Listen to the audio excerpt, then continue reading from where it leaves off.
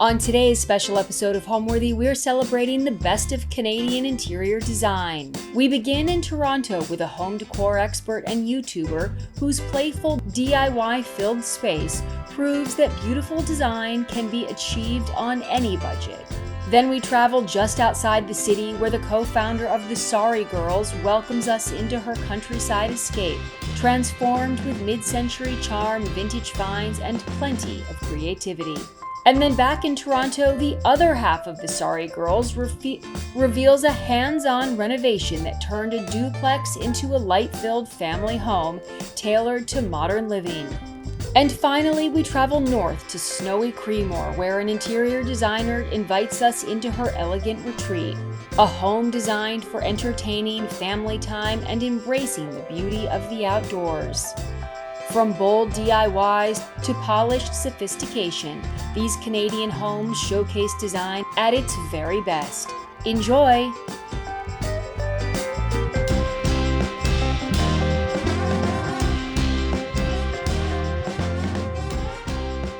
You're watching Homeworthy, where we believe every home has a story. Hey Homeworthy, my name's Alexandra. Welcome to my home in Toronto. Come on in.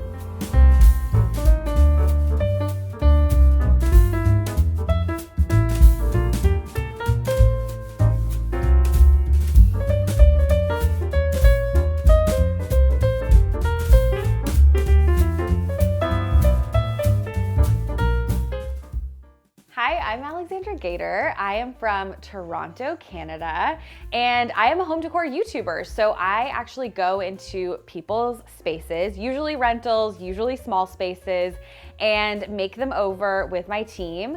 The makeovers are completely gifted, and the goal is really to show my YouTube audience that it's possible to live in a beautiful space no matter what your decorating experience is, no matter your budget. I am also the author of a coffee table book called Own Your Space, where I walk through really simple, easy ways you can make your rental feel like home.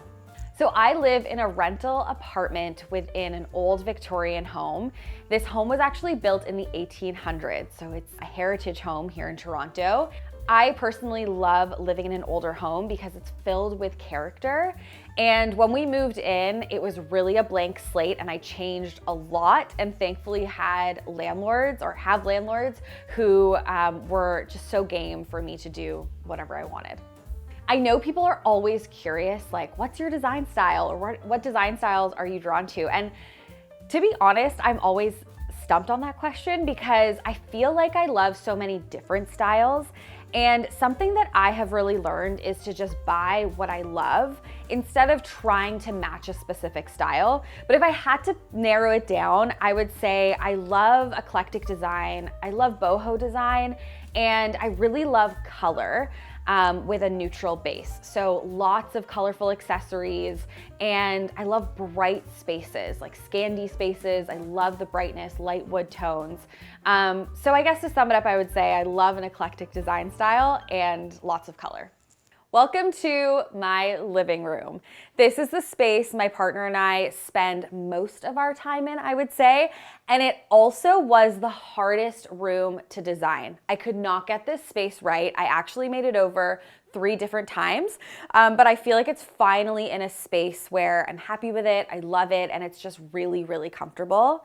I think one of the main features of this living room and this entire home is the iconic stained glass.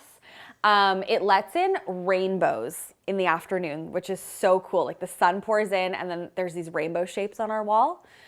Another thing is the molding. I love all the molding in this space, and I really kind of leaned into that when I was making over this wall. This wall was so difficult to get right because it always just felt really blank, really open. I didn't know if I should paint it a color, but I landed on this peel and stick molding actually from a brand called Luxe Architectural. They sell these panels that you can just stick on the wall.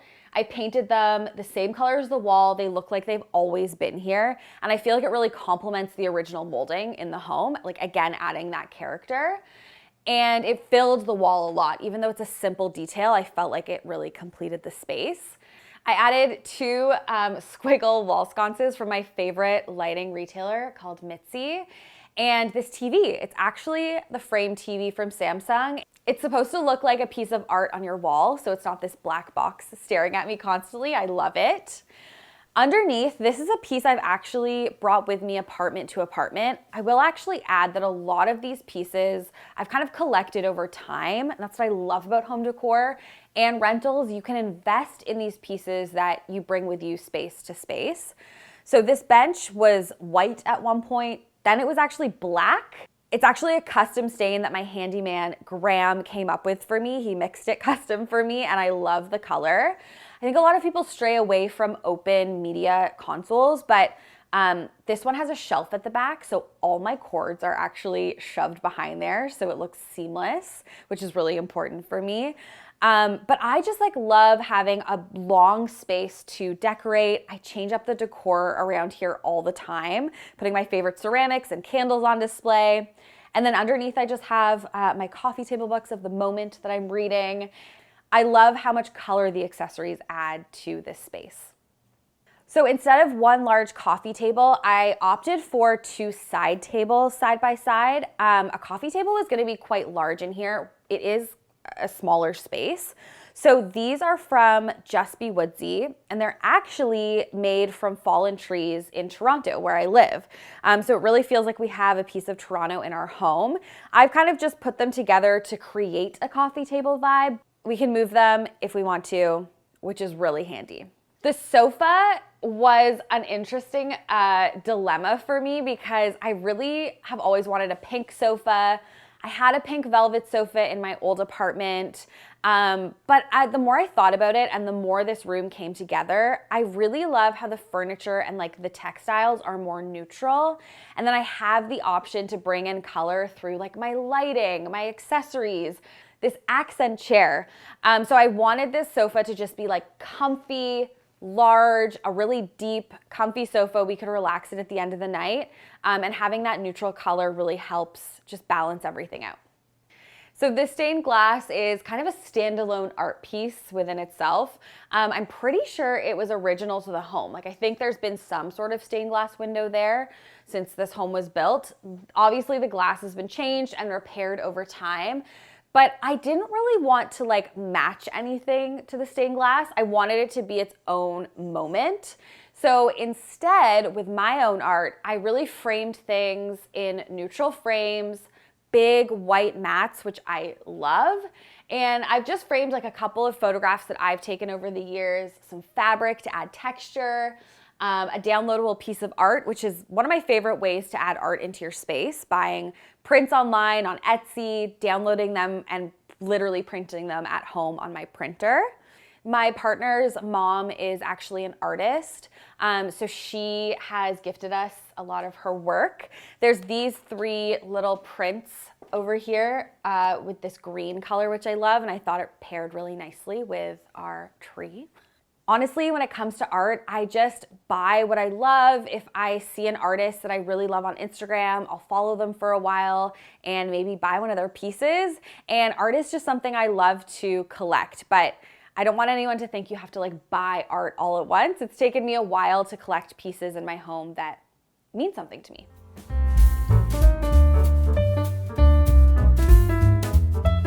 So then off of our living room is our dining room. I used our sofa to kind of create a divide between the 2 spaces. I think the hero piece in our dining room is definitely this DIY cabinet that Graham, my handyman, and I made together. This is actually an IKEA Billy bookcase with some cut down dresser drawers in here. So there's tons of storage. We keep all of our liquor, wine glasses in here. This piece definitely gets so much use during the holidays, and I love how it brings so much height into the space. Your eye goes upward and it just makes the space feel a lot bigger, honestly. I also added a little light in here. You'll notice around my home, I have a lot of table lamps. I never turn the big overhead lights on. I come home and I just turn on all the table lamps because I love mood lighting and I love how it makes me feel just calmer and more cozy in my space. So I love that addition within this cabinet. For our dining table, I opted for something round. I always love using a round table in a tiny space. I think it makes the space feel more open. I've added a couple mismatched chairs, and behind us, this fireplace I know for a fact was original to the home. It's not working. It was brought up from the downstairs. So it's really just a fireplace frame, but again, it adds so much character. If I could have it my way, I maybe would paint it, but I also feel like a piece like this is original and I would feel kind of bad painting it. So I like the pop of the dark wood. I think it adds something to the space. And again, just leaning into the character of it all. So ideally, I would have fresh flowers on every surface in my home at all times, but that's just not possible. So instead, I've opted for these beautiful taper candles. I've put them in these different candle holders. They're varying heights. And again, I love just playing with color when it comes to accessories. It gives me the ability to change up my style if I ever get bored, which, you know, being someone who loves home decor, I'm changing things constantly. But that's really where I kind of focus my energy, bringing in these cute little touches of decor that I can change up at any time.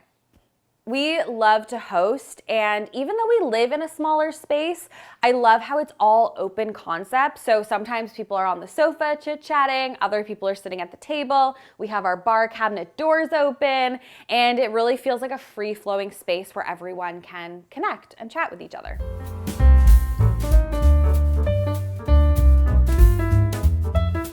Okay, before we move into the kitchen, I want to show you one of my favorite IKEA hacks. This is so handy if you have cats like I do. So I have two cats, Lottie and Boo. Even though this apartment is 2 levels, there's not a ton of storage or like anywhere to put a litter box without it being out in the open. So I hacked this Ivar cabinet from IKEA, and I put some cane webbing on the front, and it's literally where my cat's litter box is. All of their accessories, like their food and extra litter, are in the shelf on top. And then there's a little opening on the side, and that's where they go in and out. And it just keeps everything concealed. It keeps it mess-free, and like no one knows that it's hidden in here when they come over. I've decorated the top to just make it look like a little console. But yeah, I love this piece, and it's really, really easy to do, even if you are a DIY beginner. One really easy way you can also update your rental is by changing out your outlet covers. These are actually my own. I sell them on my website. I have a whole shop where you can buy like textiles. I have pom-pom slippers, and I source a lot of things from Morocco, specifically Marrakesh. I work really closely with artisans there.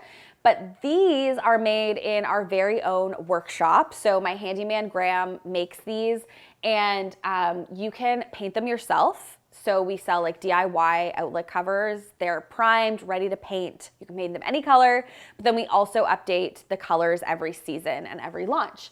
So yeah, I obviously replace like every outlet in my home with these, and I love how it just gives it like a cute little pop of decor. This art piece is definitely one of my favorites. It's by one of my favorite artists, Emily Keating-Snyder. She actually has a piece of art on the front cover of my coffee table book, and her art's just really special to me. She paints on canvas and then uses different color thread to add texture to the art. So I have a lot of pieces of hers around my house.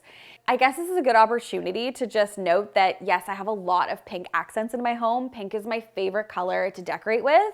Took a while to get my partner Noah on board, but he honestly doesn't mind. I feel like he's kind of used to the pink now. He was resistant at first, but I think it really just works together. And yeah, pink is like my signature color. So I love that there's just pops of it around our house. Okay, so now let's move into the kitchen. Can't wait to show you this space.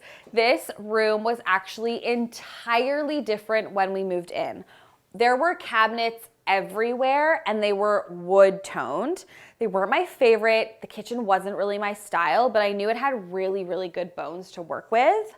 The only thing that is kind of original to when we moved in is this island, which I love. It's a really functional piece, but it's like the last DIY that I haven't completed on my to-do list. I really want to add tile to the entire island, like tile the legs, tile the back of it, cover up all the white on the island, and yeah, add a pop of texture and color with tile. But that's a future project. The projects I did accomplish in here, I think the biggest change was I took out all the upper cabinets that were here and instead added these open shelves. I love open shelving. I have a lot of ceramic pieces that I love that I wanted to have on display, which is why I made that choice to take those cabinets down. And honestly, it brightened up the whole space. I added this tile all along the back. This is from Morocco, and it's irregular tile, so there's a lot of texture. I went with a neutral tile color because this is, at the end of the day, a rental, and I knew that my landlords maybe wouldn't appreciate me tiling the whole backsplash with like pink tile. And that's not everyone's taste, but I really think the neutral tile works. I took it almost all the way to the ceiling.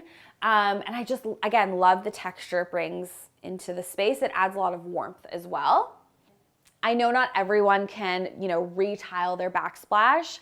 Something I do a lot in my makeovers in other people's homes is use peel and stick backsplash. I actually used peel and stick tile backsplash in my old apartment and loved it. So that's a really great alternative if you are stuck with outdated tile. You literally just peel it and stick it over existing tile and it looks like brand new ceramic tile. So a great option if you're a renter. The other major change I made in here was taking off all the cabinet fronts, all the drawer fronts, and painting them a new color.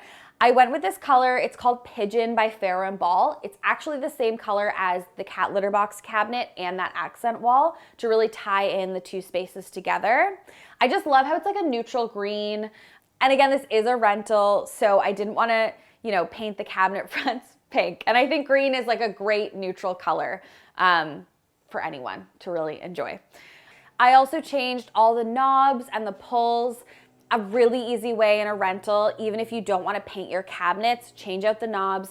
I've had these specific knobs for years, carried them with me apartment to apartment.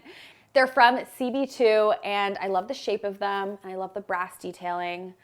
I also carried the paint color to this bench. I sit in this bench so much during the summer. I love to read here. I love to work on my computer. I reupholstered the cushions that were here. I'm kind of itching to change this fabric eventually as well, but I think it works for now, this cute little gingham print. And yeah, our kitchen is also where people hang out when we host. We have these two stools by the island, and it's just a really nice space to cook in and to host in.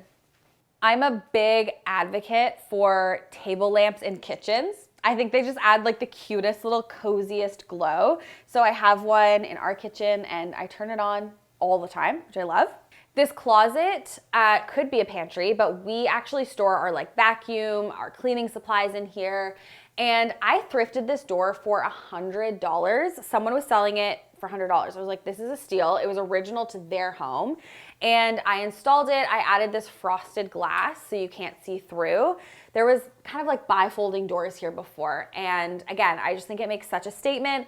And I really just, again, wanted to honor the character that was already here in this home and bring in something that just filled it with character even more.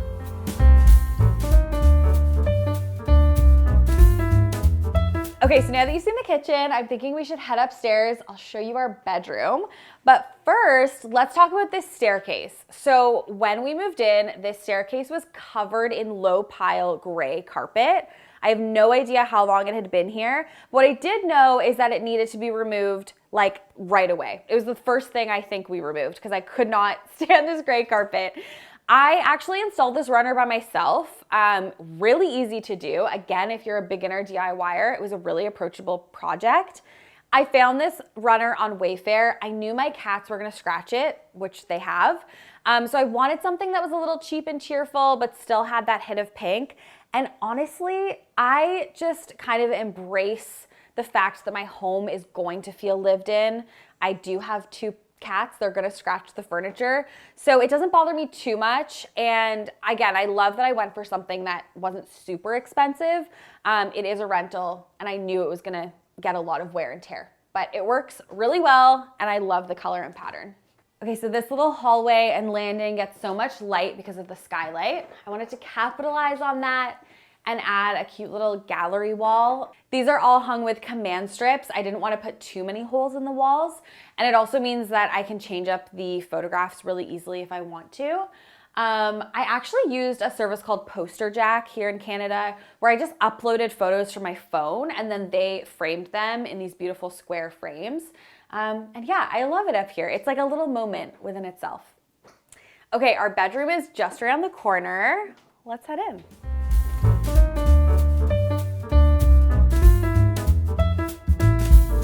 Come on in. So while I love color and pattern and lots of texture, the goal for this room was really to just keep it as minimal and simple as possible.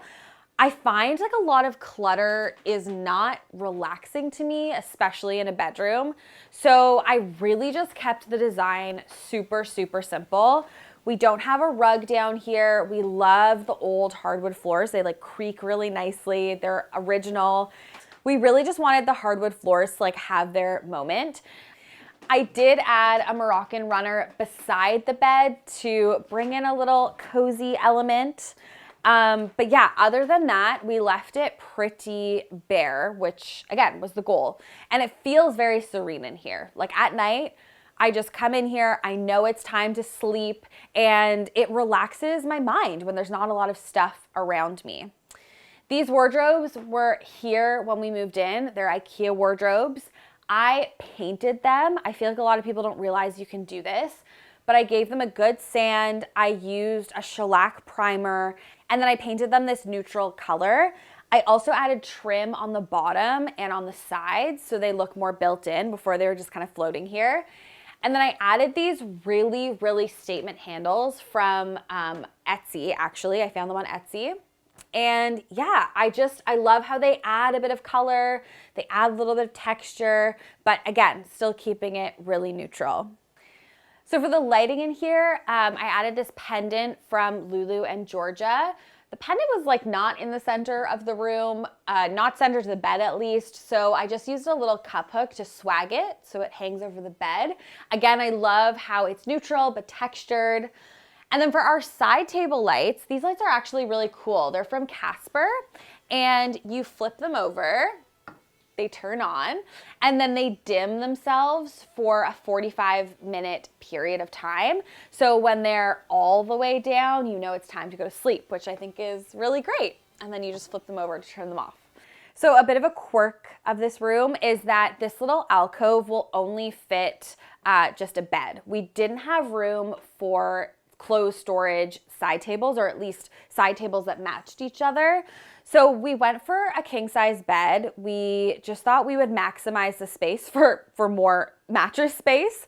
And instead I have this little floating table for books. And then underneath we have drawers. So really great for like extra linens, any other storage we need. And like our outlets and plugs where we charge our phone are also under there. So it's, again, keeping it really serene, not a lot of clutter, which I love.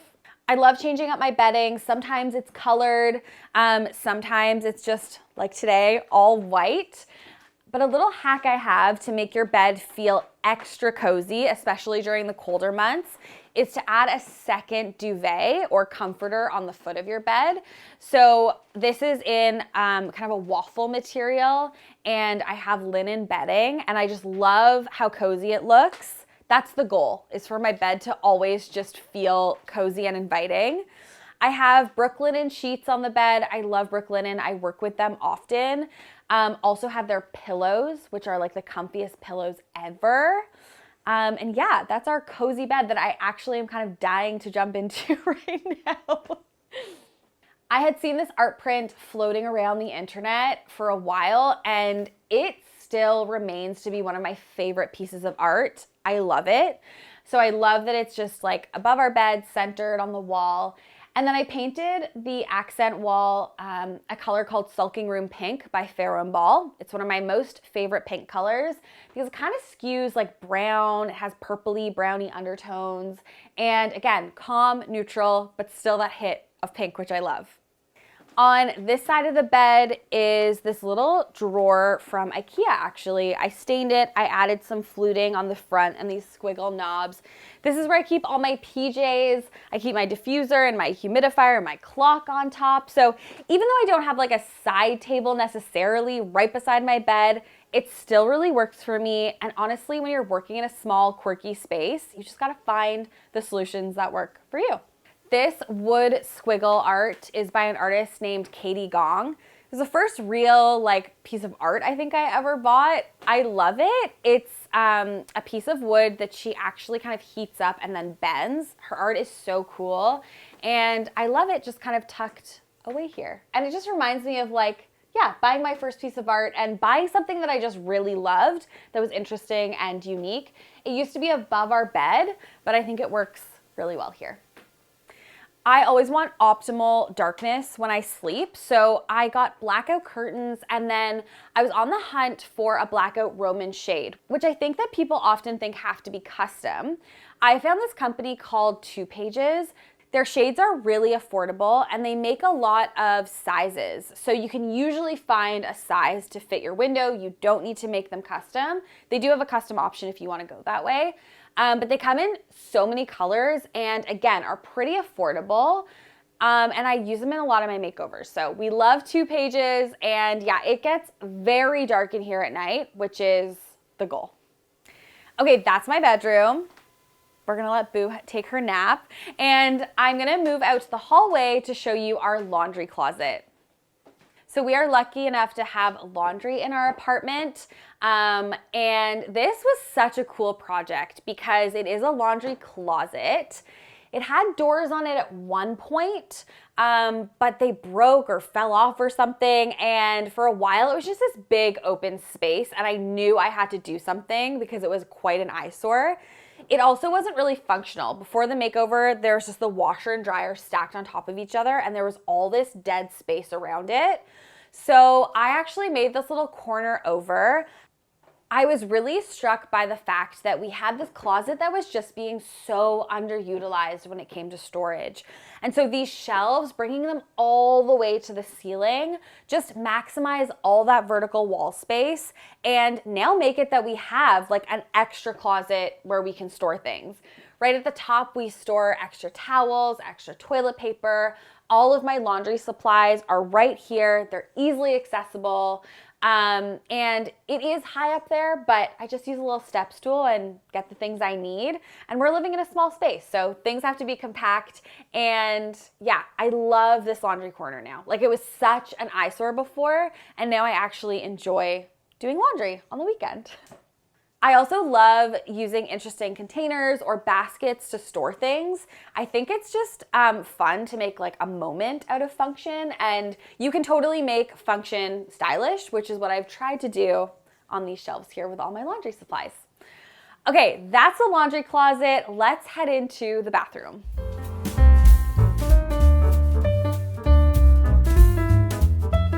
So the one space in our home that's actually quite large is our bathroom. I grew up as a kid living with, my family of 4, and our bathroom wasn't even half the size of this. So this room just feels so nice. I love that we have a clawfoot tub, original to the home. There's so much storage. And yeah, I just feel really lucky to have this really big space in the city. This space is covered in tile. I wouldn't necessarily choose this tile if it was my home that I owned. So I've just tried to really work around it. And a lot of people in rentals can't change tile, especially when there's a lot of it. I also couldn't cover it with peel and stick because it's just such a large surface area. So instead, I kind of just embraced it and have made the changes that I think are the most impactful. I changed the wall sconces, added a really interesting mirror. I added plants where I could, accessories, a really fun patterned shower curtain, and yeah, just kind of changed the things that I thought would make the most impact. So if you live in a rental like me and you don't love the tile in your bathroom, just bring in really cute accessories and it'll quickly feel like yours. The one tile change I did make in here was I tiled over the backsplash that was here before with the leftover tile from our kitchen. So it's kind of nice little tie-in. And fun fact, you can actually tile over existing tile, which I didn't realize. But yeah, that is the one like major change I made in the bathroom, which really works. Okay, I have one last room to show you in my home. It's our entryway, and it is much, much smaller than the bathroom. Let's go. Okay, so on our way down to the entryway, there's this little landing, and this space always stumped me because it was really dark and didn't really serve a purpose. So I added a mirror. I love mirrors in small spaces, dark spaces especially, because they bounce off all that natural light. I painted it pink, and yeah, it's just a really like happy moment when you walk up the stairs. So let's head down there to the entryway. Come on down. An image I had saved on Pinterest for years was of Hilary Duff's home, specifically her mismatched runners going up her staircase. So I thought I would try it in my own entryway. I found all of these runners on Etsy. They were on a major sale, and I just kind of found ones that looked great together, and it now looks like this one long continuous runner. I love Moroccan rugs for high traffic areas because they just settle really well and they're easy to clean, which I also love. So when you walk in, I love that you see this hit of color and pattern, and it also looks really warm too. So we actually lived with this entryway, like not designed, not made over, for a couple years. And I'm so glad we did because I really understood the exact functional pieces we needed when I actually did make it over. I knew exactly what places we needed to put things. And I am so happy with this makeover because it's not only stylish, but it is so functional and it is so easy to keep organized because everything has its place. So starting with this kind of built-in entryway system that my handyman helped me create. So before we had hooks on the wall, our coats were getting piled on top of each other. Couldn't find what I was looking for ever. So now it's like a closet. It's open. We couldn't have it closed. There wasn't enough space, but I think this works. And we still have room to add more jackets, which I love. Everything that I grab and go every day. So like my purses, our winter accessories are in easy reach. Before, everything was really high up on a shelf there and we never grabbed the things we needed every day. So now I love that they're in easy reach. Up there is all the off-season items, things like winter skates and just things we don't grab for often. You may notice that the color on the walls is the same as in our bedroom, sulking room pink. I really wanted to lean into the darkness of this entryway and just make it feel intentional and warm, which this color really evokes. It evokes warmth and it really matches well with the stair runner colors as well. This is my other cat, Lottie. She's finally made her appearance. She loves sleeping in the entryway. I guess that just is a nod to how warm and cozy it is down here. She loves this shoe cabinet. This is one of her spots where she sleeps in. It's really cute. This shoe cabinet is probably my most favorite IKEA piece. I use this in so many makeovers, and I've brought this specific cabinet with me apartment to apartment. It holds so many shoes, but it's so narrow, so it fits in these like little nooks and crannies. I added a custom top, same color as the bench upstairs. I added knobs, same as in the kitchen, so it all ties together. My handyman, Graham, made these custom little sunglass holders, and all of our tote bags for like groceries and stuff are in there. So as you can see, like it flows really nicely. And that's just a testament to sometimes you have to really live in a space before you know exactly what it needs to be functional. But yeah, I'm in love with this space, not only because it's easy to grab and go, but because it's really beautiful. Okay, one last piece of storage. My partner is an avid skier, and because we don't have a garage or any other storage place, his skis had to somehow fit down here. And I was like, how are we gonna fit 2 pairs of full-size skis in our tiny entryway? So I found these wall-mounted ski racks on Etsy, and I love how they just make use of vertical wall space, and they're not taking up our precious floor space that we don't have a lot of in this entryway. a really great product that has quite literally changed the function of this entryway. Okay, well that's it from my home. I really hope you enjoyed the tour, and I'll catch you next time. Bye.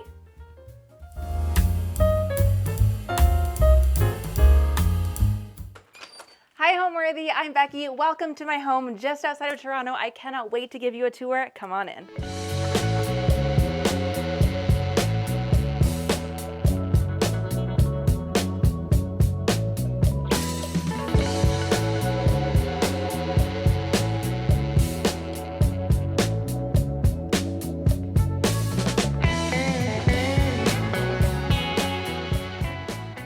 This summer, spend the hottest months of the year in style with Homeworthy as we visit the most extraordinary homes around the world. From the sun-soaked shores of the Hamptons to the classic beachfronts of Nantucket to the vibrant courtyards of Morocco, be sure to subscribe to Homeworthy's summer series to make every day feel like a vacation. You're watching Homeworthy, where we believe every home has a story.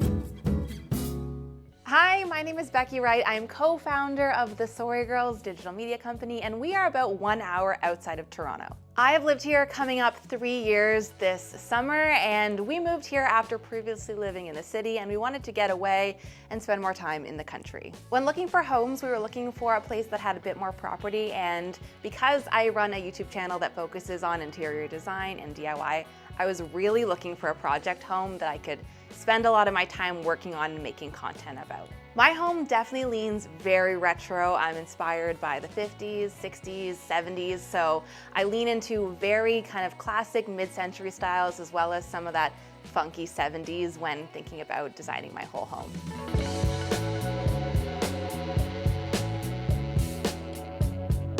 Welcome into the seating area of my home.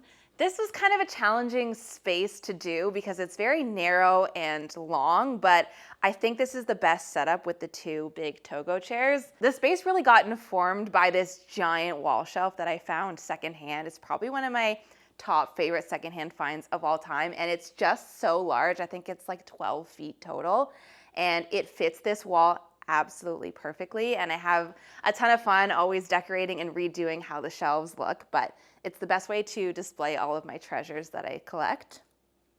Down here we have Danny. This is my border collie puppy. Well, not a puppy anymore. He's 8 years old, but he absolutely loves that we moved out to the country. He spends a lot of time outside and also just napping on this rug, which, fun fact, because this was such a tricky space, it's very skinny and long, I could never find a good rug to fit it. So I actually made this rug out of 2 separate runners that I put side by side. And I think it just kind of looks like one long narrow rug. It works. This giant pendant light here is a really fun project. It's kind of my like lemons to lemonade project because if you can see, it kind of has like a planet-esque paint job to it, which was not the original intention.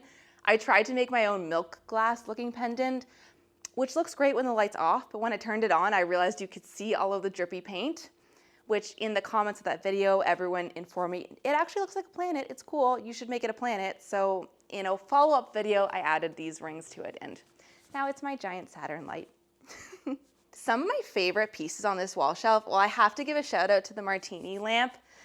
This is by an artist called David Chris. I think it's from the 90s, but this is one of the thrifting holy grail pieces that people always look out for, and I found this on eBay for a really good price, and I just think it's such a cool piece. One of my favorite items that I have on this shelf is this mini retro Malm ceramic fireplace. It's actually an incense burner, and it's by this incredible ceramic artist named Kate Schroeder, and they're adorable. They look just like tiny fireplaces, and when you light the incense inside, the smoke actually comes out the top. It's kind of a fun party trick to show off. This here is another one of my favorite thrifted finds. This is a record player from the 70s by Andre Morin, did a collab with RCA, I believe. And I love that it has this blue plexiglass top. And it's just such a cool piece. It has the speakers built into the side, and the metal base is very retro. And I love that it functions as a record player, but it's also kind of a statement piece of art in this space. Currently on rotation, we have Tame Impala. Just such a vibe, you know? Very relaxing, sets the mood.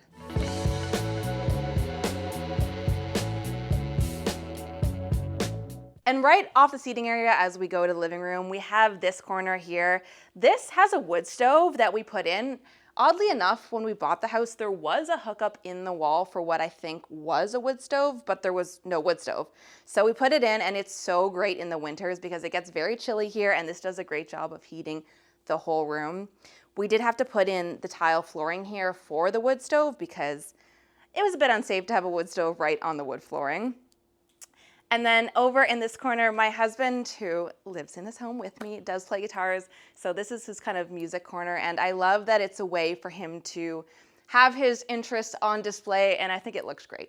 I also like to hide really just like fun moments in my home. So one of those is the disco ball that we have up here. And a lot of my house is smart home operated. So this can actually turn on by your voice. Hey, Google, turn on the disco ball.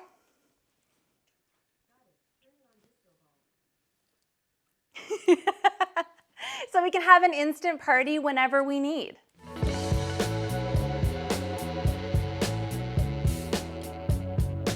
In here is the living room. We have this giant L-shaped couch, which is great for hosting. I would say like 98% of everything in this home is thrifted, but this couch is one of the things we actually purchased new. But we've had it for so many years, and I can see it growing with us for the many more years that we're still in this home. This coffee table was thrifted, and it is a lift top coffee table, which is so great because as much as I like to say we have formal family dinners, we do spend a lot of time just eating our meals here, and this is great that it works as a table as well. This whole room kind of comes to a point, and there's these two giant windows that light the space, and you get this view of all these beautiful trees out here, and it really feels like you're just living amongst the forest. It's one of my favorite things. Another favorite of this home, which is literally what sold us on this, is the wooden ceilings. When we walked in here and came upstairs, I think me and my husband's jaws were both on the floor. Like, this is the most beautiful room that I've ever seen, and I would love to live here. There's nothing I would change about this. It's the most stunning ceiling. This side table here is one of my favorite DIY projects, and it kind of went a little viral online, which I'm very proud of that. It's such a cool table in the way that it works. So it has these very specific cutouts that are meant to fit this set of books specifically. So the books fill the gap to make the perfect tabletop. And so it only ever works with this set of books, which is, it's just a cool way to display books, but it's a piece of art, but it's functional. All of those things combined make my favorite kind of projects. Both of these chairs were thrift finds as well. This one, I actually don't know much about it and the history of it other than it's cool and it's large and it's comfortable, and Danny's gonna come join me because he likes this chair too. And then this chair in front of me, actually, funny enough, I was looking to find a vintage ecorness lounger, which is another mid-century staple piece, but I stumbled upon this one instead, which turned out to be an IKEA piece from the 90s, and I can't find much about it online. This is like the only one of its kind I've ever stumbled upon, and I kind of think it's cooler than the one I was looking for originally. Along with the windows and the ceiling that came with the home, another thing that came with the home is this cedar shingle wall. When we first moved in, the home was styled very farmhouse, and I wasn't sure that I wanted to keep this wall at all, but as soon as I brought in my own furniture and started to style it the way that I like, I love this. I'm never gonna change it. It's so stunning. It's an accent wall that I would never have thought to do, and I think it's just so beautiful. Another favorite on this wall are these massive floor speakers. I actually found them when I moved here to this town. They were made by a local who was moving away and couldn't take them with them. I think they're so stunning, and I love that they still get to stay in this town.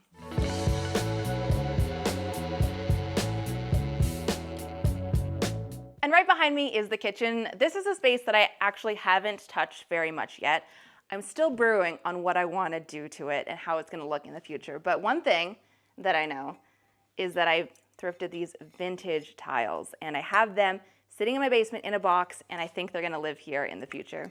So I leave this here as inspo, so I'm always ruminating on what this space is going to be. Another favorite about this kitchen is the massive island. It's so perfect for preparing, hosting, gathering by, but I will say it comes with a downside that I find it hard to style because it's so large and there's no walls to lean anything up against that I don't know what to do with it. So bowl of apples is what we have for now. As you can tell, this whole upper floor is very open concept, and I like it. I feel that it's very kind of relaxing and everyone can kind of hang out together, but it does make it a bit tricky to style. One of my favorite hacks for dealing with this is area rugs. They're a great way to visually represent what a space is. So I have a large one in the living room. I have the long skinny one in the seating area. It kind of visually separates the zones. So now let's head into my dining nook.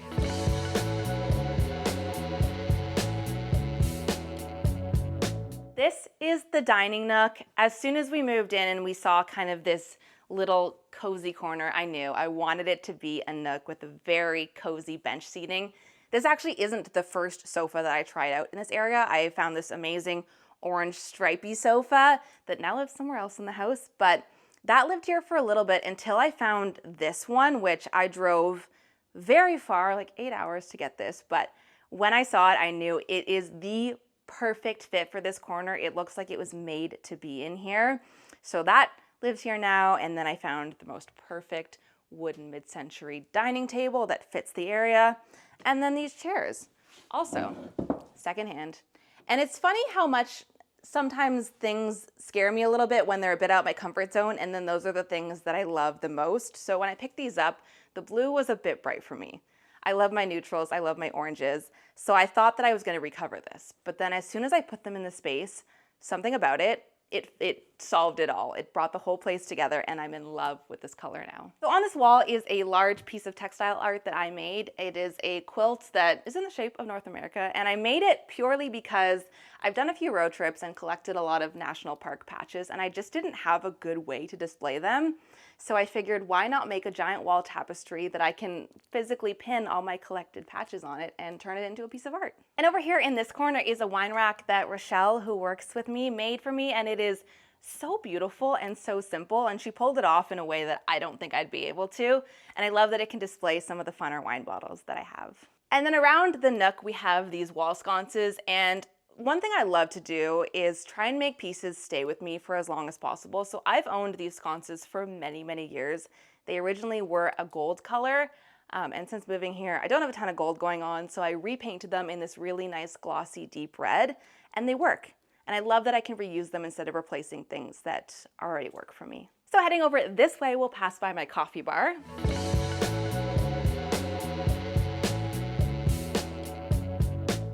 Over here is the coffee bar, and this is one of the first projects that we tackled in this home, and it's the thing I knew I wanted to do immediately because originally this was a closet. So the walls were built out and there were these old creaky bifolding doors that didn't work wonderfully, and I immediately envisioned opening it up, like cutting out the walls and making it this really big coffee bar. So I did all the tiling work myself, which I'm very proud of how straight and even these tiles are.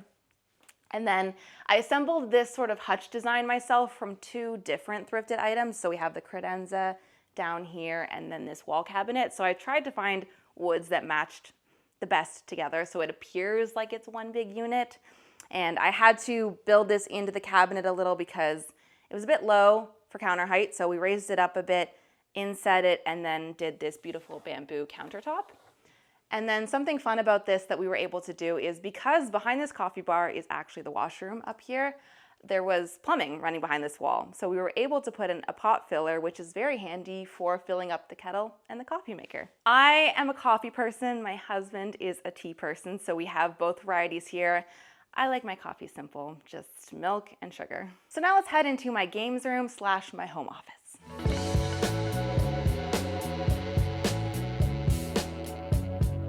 Into the side room here, this is a combination of both our games room and my home office. One of the early things that we put in this home was a pool table, and as much as this seems super glamorous, the pool table journey was an entire story. We didn't really realize how many structural issues this home really had until we brought in a, 600-pound table, and then realized that the floor was sagging a ton. So I was mid-makeover on this whole room and had to put the whole thing on pause while we had a crew come in and help us basically rebuild the structure of this room. So there's a lot of those unglamorous moments that don't make it in the fun decorating makeover process, but it's the reality of a fixer-upper home. And now everything's good, it's solid, and we have this beautiful pool table here. And of course with the pool table, you need a really fabulous pool table light. And I found this one on Marketplace. I think it was maybe $50, and it's so vintage, and I love the pop of red, and it actually works as the perfect light for this table. These are another secondhand find. They are vintage IKEA, and I love, again, this circle shape going on here in the doors with the glass. It's solid wood too, and I think they're just such a cool statement piece. I actually have plans. I'm going to work them into a DIY project in the future and make them another built-in cabinet. But for now, they are living here against this wall, and it just acts as great storage for us. When we put this pool table in, I was telling my mom about it, and she pulled this photo out of storage. This is a photo of my grandfather back in his condo. He used to have a very similar pool table in their games room, and I just think it's a really fun homage to my grandpa to have him here in the pool table room with us. And behind us is a fireplace. So this one was original to the home. This room we're in is kind of described as a 3-season room. So although it's insulated, there's no actual heating running into the room. So it gets a little cold in the winter and a little hot in the summer. So on those chilly days, it's really nice to just run a fire in here and really warm up this room. Back this way, you'll remember that I mentioned the first iteration of the dining nook involved an orange striped couch. This is the couch. This was a $50 sofa, and it is the coolest retro piece. I'm only the second owner of it ever.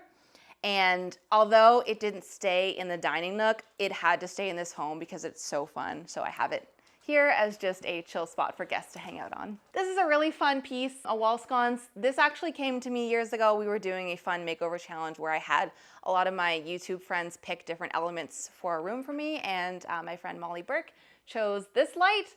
And it's something I never would have picked for myself, but now I love it. And I think the best pieces come that way when they're things maybe a bit out of your comfort zone.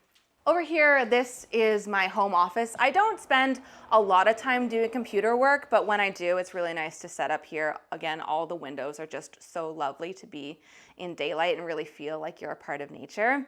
I have this vintage desk that actually is from my childhood home. We had it in our basement growing up, and I never really appreciated it as a child, but growing up, my mom was like, I have a desk that I think really would fit your home. You should take it out of the basement. And then I saw it and was like, wait, that's been in our house this whole time. It is so cool, so beautiful. So I refinished it, and it's here now. Behind me is a built-in wall shelf. I made this from scratch. This is when I wanted the look of that large mid-century wall shelf, but did not have the budget for it at all. So I figured out a way to DIY myself one out of some lumber from the hardware store and some shelf brackets from IKEA that I painted a nice bronze color. On the wall here, we also have some of our YouTube memorabilia displayed. We have the play buttons that the channel has been awarded, as well as some other awards we've won throughout our career online. So before we head outside, I just want to take a moment to shout out my robot bar cart. So this is a piece that I made entirely from scratch. I was inspired by a real wooden bar cart that a designer from Italy made back in the 70s, and he only made a few of them. Kelly Wursler, who's one of my favorite designers, owns an authentic one. Again, this is a piece that was way out of my budget, but I do have some DIY chops, and I'm very determined. So I spent many weeks building this from scratch out of wood and crafting the little hands out of clay, and it's one of my most proudest projects that I've ever done. I just think he's so cute. And the arms actually are operational. It holds open the little door here. We just keep our little peanuts for the birds and him for now. It is a lovely day outside, which, speaking of our bird friends, let's head outside onto the balcony.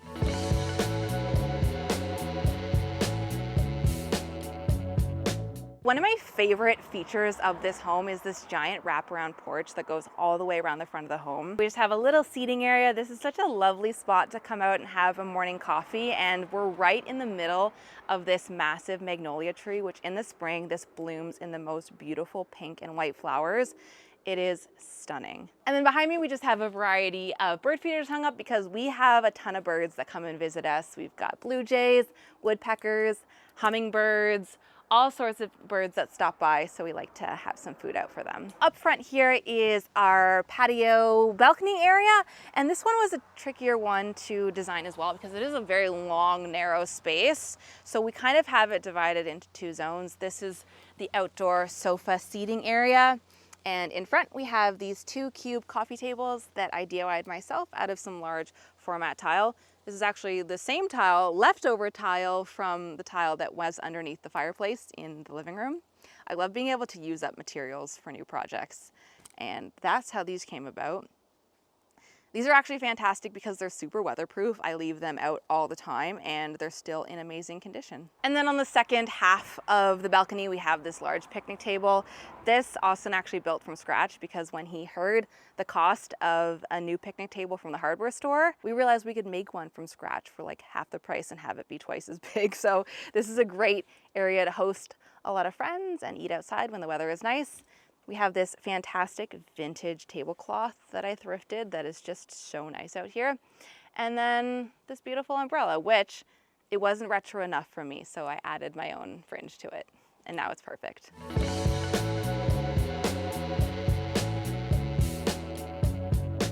So as we head downstairs, we're gonna pass through the stairwell, which was a big makeover in itself. One of the big things you'll see is this giant pendant. This was actually assembled by myself because large, intact mid-century pendants can get very expensive. But if you individually thrift separate pendants that sort of look good together, you can create your own giant chandelier, which is what I did. Back here is the circle window. This is something that we put in, and it was one of those moments where I just thought, why not? It's so beautiful, and we were working with a window company, and I asked them, can I just put in a large circle window? And they kind of were like, why not? And then I said, why not? And we have it. And it's such a fun feature and lets in a ton of light to this area. Behind me is our large gallery wall, and I do switch this up from time to time. I think the secret to a good gallery wall is just finding a mix of things that speak to you, make you happy, and personal stories. So we've got a little fun photo of Austin and myself, and then this is a cool graphic design art of a song that played at our wedding. And then some of this art, I don't have a reason. I just think this is beautiful. I found it at a thrift store. I think it's someone's graduation project because it's signed at the back, graduation. And I don't know where that person is. I hope they're a flourishing art student now, and I have an original from them. And as we were making over this whole staircase, we wanted to put in carpet because we do have Danny the dog who does need grip on the stairs, so we couldn't do wood. And I thought, if we're gonna go carpet, let's go fun. So we have this wonderful lime green carpet that is so vintage, and I think the carpet store thought I was a bit wild for requesting this color. They said no one has asked for this in the past 50 years. And I was happy to be the first in a while because it is such a cool, bold color. And another favorite element that I thought to do when doing the staircase is these little lights that we integrated into the wooden walls. It's so perfect for if you need to come upstairs at night. It just lights the way, and it's like a perfect little glow. Let's head downstairs and we'll pass by my laundry room, which I would love to show you.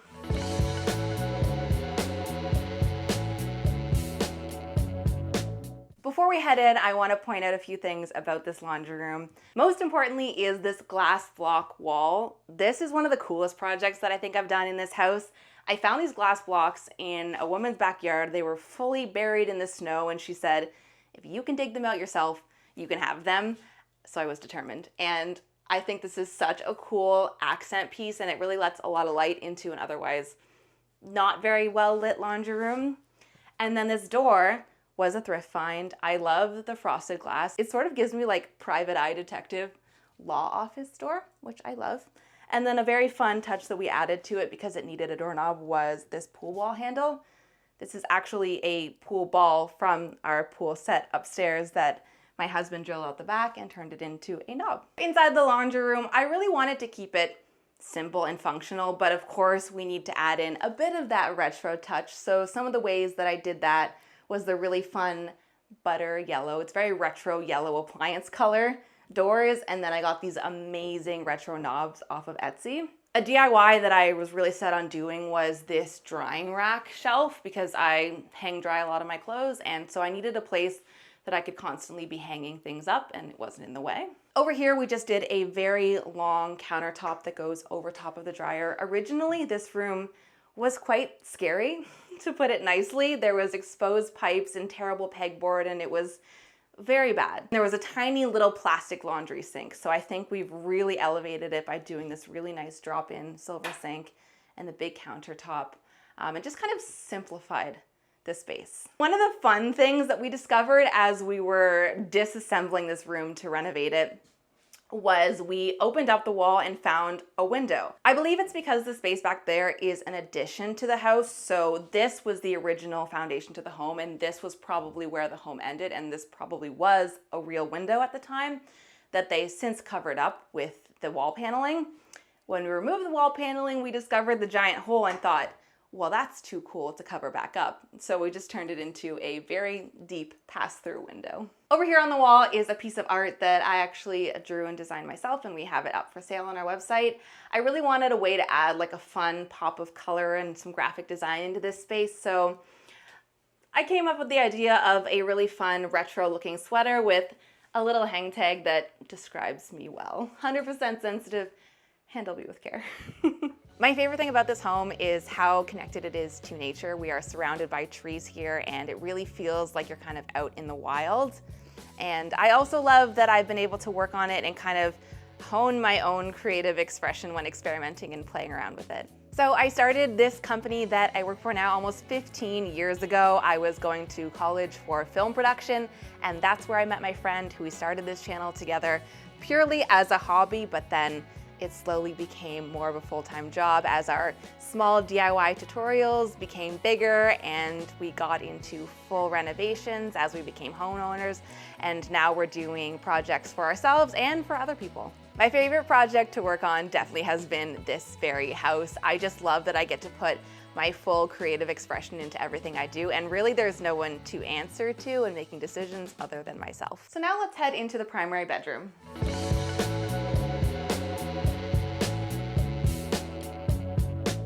As we enter, you'll notice this art on the wall. So any of my Toronto locals will know this is a piece of history here. These are old store signs from the giant Honest Ed store that lived in Toronto, and they sold them all off on auction when they were closing down the store, and I have two of them here framed, and the red, blue, and yellow primary just makes me so happy. I love it. This is our primary bedroom. This makeover is my most recent. I just completed it, so fair to say that it is my favorite room in the house so far.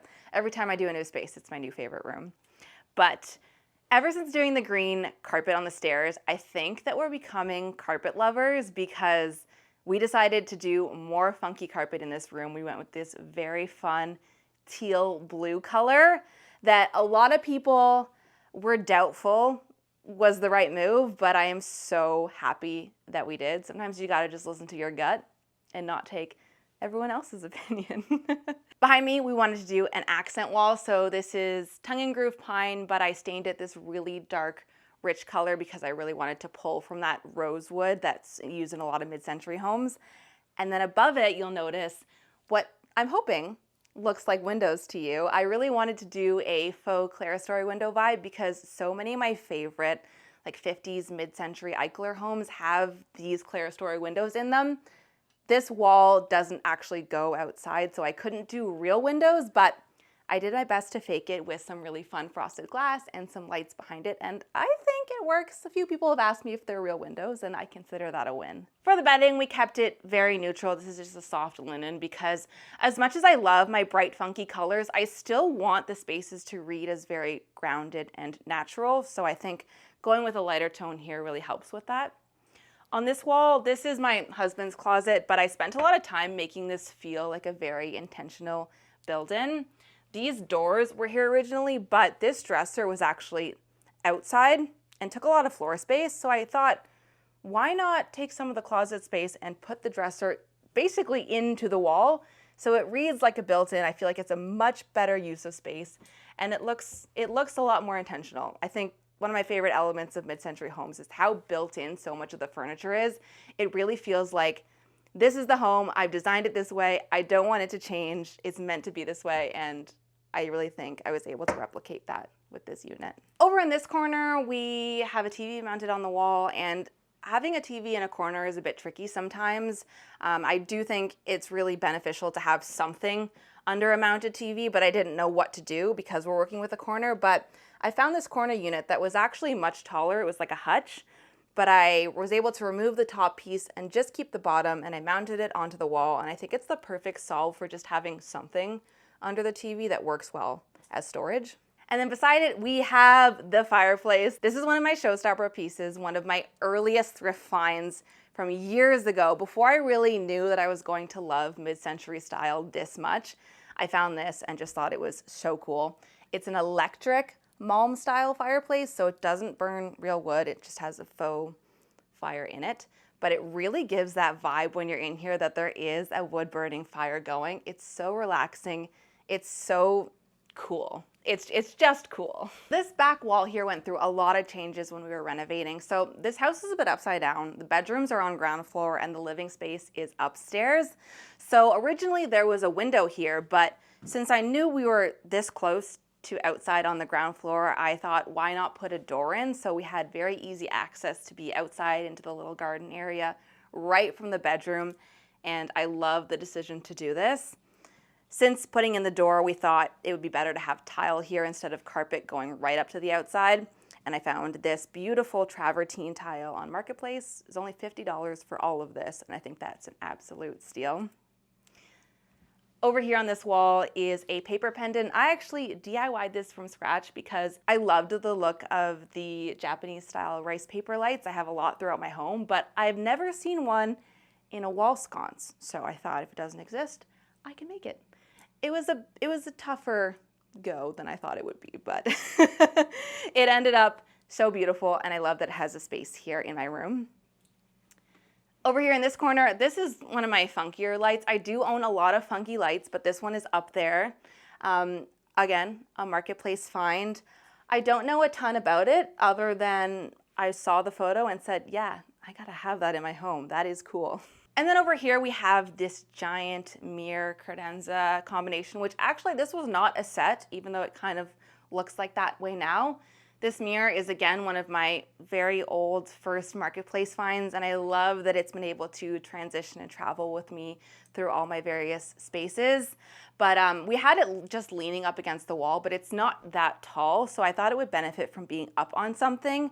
So I found this very long, like 8-foot credenza on Marketplace. This was only $200 for the size of it. It needed a lot of love, so I refinished it, fixed the broken handle, and then combined with the giant mirror, the two of them really look like it's this vintage bedroom set that fits so well into this space. Over here, this is my closet. Originally, it just had a very small door that went into a small little room, but I thought, we don't need the door. Let's do something better with this space. So we opened the wall all the way up to the ceiling and really made it feel like this grand walk-in moment. And I used this very inexpensive wood paneling to cover the walls and stain it, so it really felt like an old wooden closet. Over here on this wall, this is a really fun instance of the home itself being quirky and then me just rolling with it. So originally there was just this hole into this wall that went nowhere. I don't know why it was there, but I thought instead of covering it up, much like the window in the laundry room, let's make it fun. So I made this built-in shelving unit that sat into the strange hole and now is a really cool statement place for me to display all of my pieces. Over here we head into the ensuite bathroom. I want to take a minute to talk about this door because I'm pretty proud of it. It doesn't look like it'd be that complicated, but because we have the big mirror here, the door also needed to take up some of the same space that the mirror was. So we've mounted the mirror in such a way that there's a gap behind it, which allows for the door to roll on this track system so it can tuck behind the mirror when it needs to open, which I think is very clever.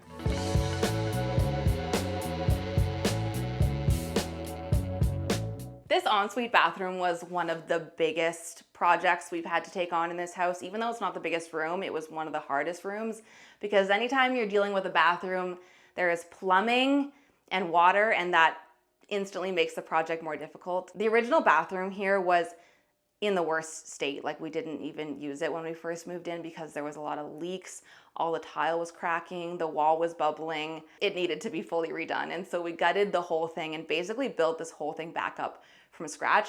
And let me tell you, I learned a lot about home renovation in that process. Some of my favorite elements that we did in this bathroom was kind of the vanity moment. I knew we just needed a smaller sink just to have the running water there, but I wanted a large counter just for me to get ready. I spread out, I have a lot of hair products, a lot of makeup, so I just needed counter space over here. And we did this really big mirror that lights up, that's beautiful. The flooring that we did for the bathroom is actually heated flooring, and it's so great because this room itself doesn't have any ductwork heating running into it, but the electric heating floor is enough to keep this whole room warm in the winter, and it's just so nice to come out of the shower and step on a heated floor. If you can do it, it's one of the things that I would recommend the most.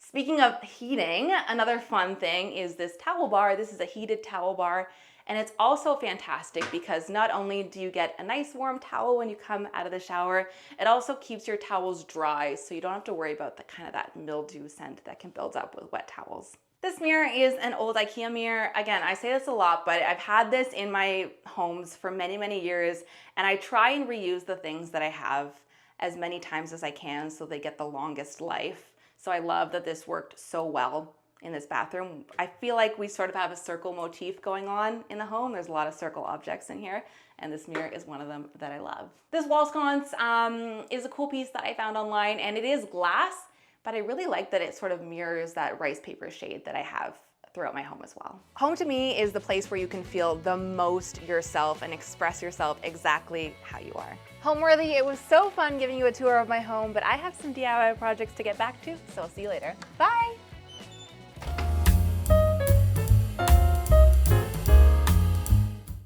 Hi Homeworthy, my name is Kelsey and welcome to my home in Toronto. I can't wait to show you around. Come on in.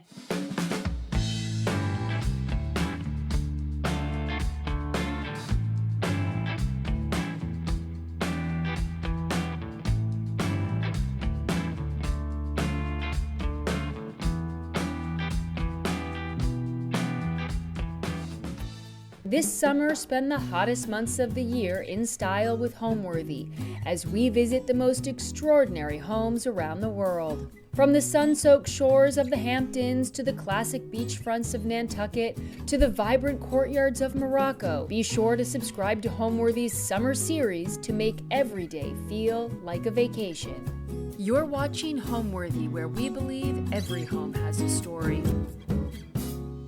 My name is Kelsey McDermott. I am a co-founder of the Sara Girls, and you are in my home in Toronto. I purchased this home almost 6 years ago, and basically I was looking for my first home, and I did want it to be a duplex because I was single at the time, so I was looking for a home that would have like a dual income.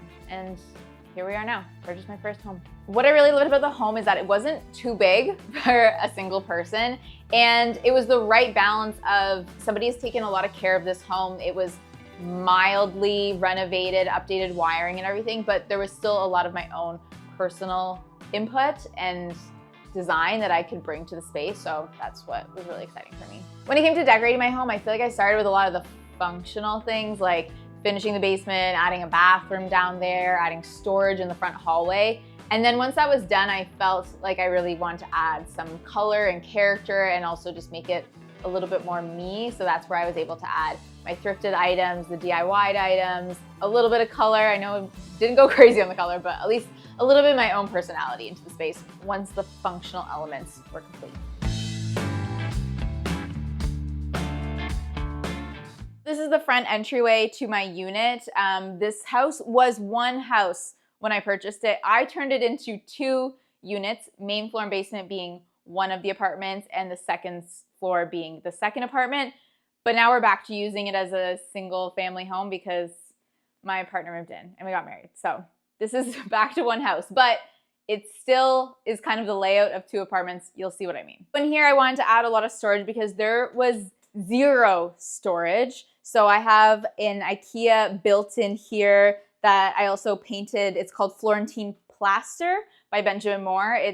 I like to think in neutral. It has a little bit of a green tinge to it, but this gave me a lot more storage and shoe storage where there was none. This is a floating entryway console that I had custom built by Wood Chip Works, just as a place to drop keys. And then the other major parts of this space are this ottoman here that I reupholstered, and it has even more storage in it because I needed storage clearly. And this fireplace isn't really a working fireplace, but it's working on looking good in the space. So this fireplace went through so many color change options just by painting it. But eventually I did the tile work and exposed the brick inside because that was plastered up at one point. So this is I think the final form for this fireplace for now. This piece of art is by Annette Dunlop. She's a local artist, and I found it on a website called Partial, which allows you to like rent or purchase art by locals. So it's a really great place to source art, and it was my first adult kind of art purchase, which is really exciting. This mantle is full of a lot of thrifted pieces. My whole house is, including this, which is actually called trench art. It is a spent artillery shell from World War II. I purchased it in Greece, and the soldiers in the trenches would actually etch art onto different, items that were used during the war. So this one has a lady on it, and it's just so special to me. Can't believe something like this exists. When I purchased the home, they had a wiring for 2 matching sconces here framing the fireplace, but since I was turning this into my entryway and then leading into the living room, I decided to do mismatched kind of wall sconces, including doing a ceiling light. This is a vintage ceiling light, and I turned it into a wall sconce, and I think it's just such a cool way to do a light, is just turn it into a wall sconce instead of a ceiling light. It'd be a mediocre ceiling light, but I think this makes a beautiful wall sconce. Next, I'll take you into the living room. This is my living room. I feel like I use that term loosely because I have a small house and this main floor is just one big floor. As we can see, we just came from the entryway. But in here I have kind of a simple couch. This is one of my first purchases for the home, so I was not yet bold, but I think I've made it special with a lot of thrifted pieces surrounding it. Literally too many thrifted pieces to count.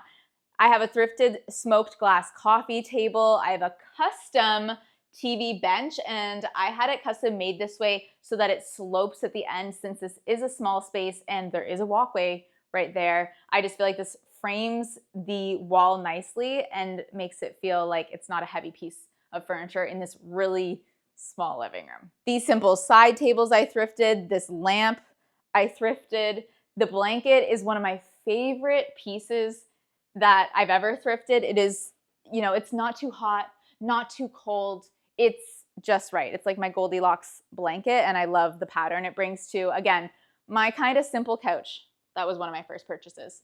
Here's the swing arm sconce on the other side of the fireplace, and I wanted to do a swing arm sconce so that I could lean it in as much as possible to the living room. That was the design plan, and this is one of my favorite recent thrifts. I feel like I don't have a lot of recent thrifts because I finished my home maybe a year ago, but it's just this fish tray.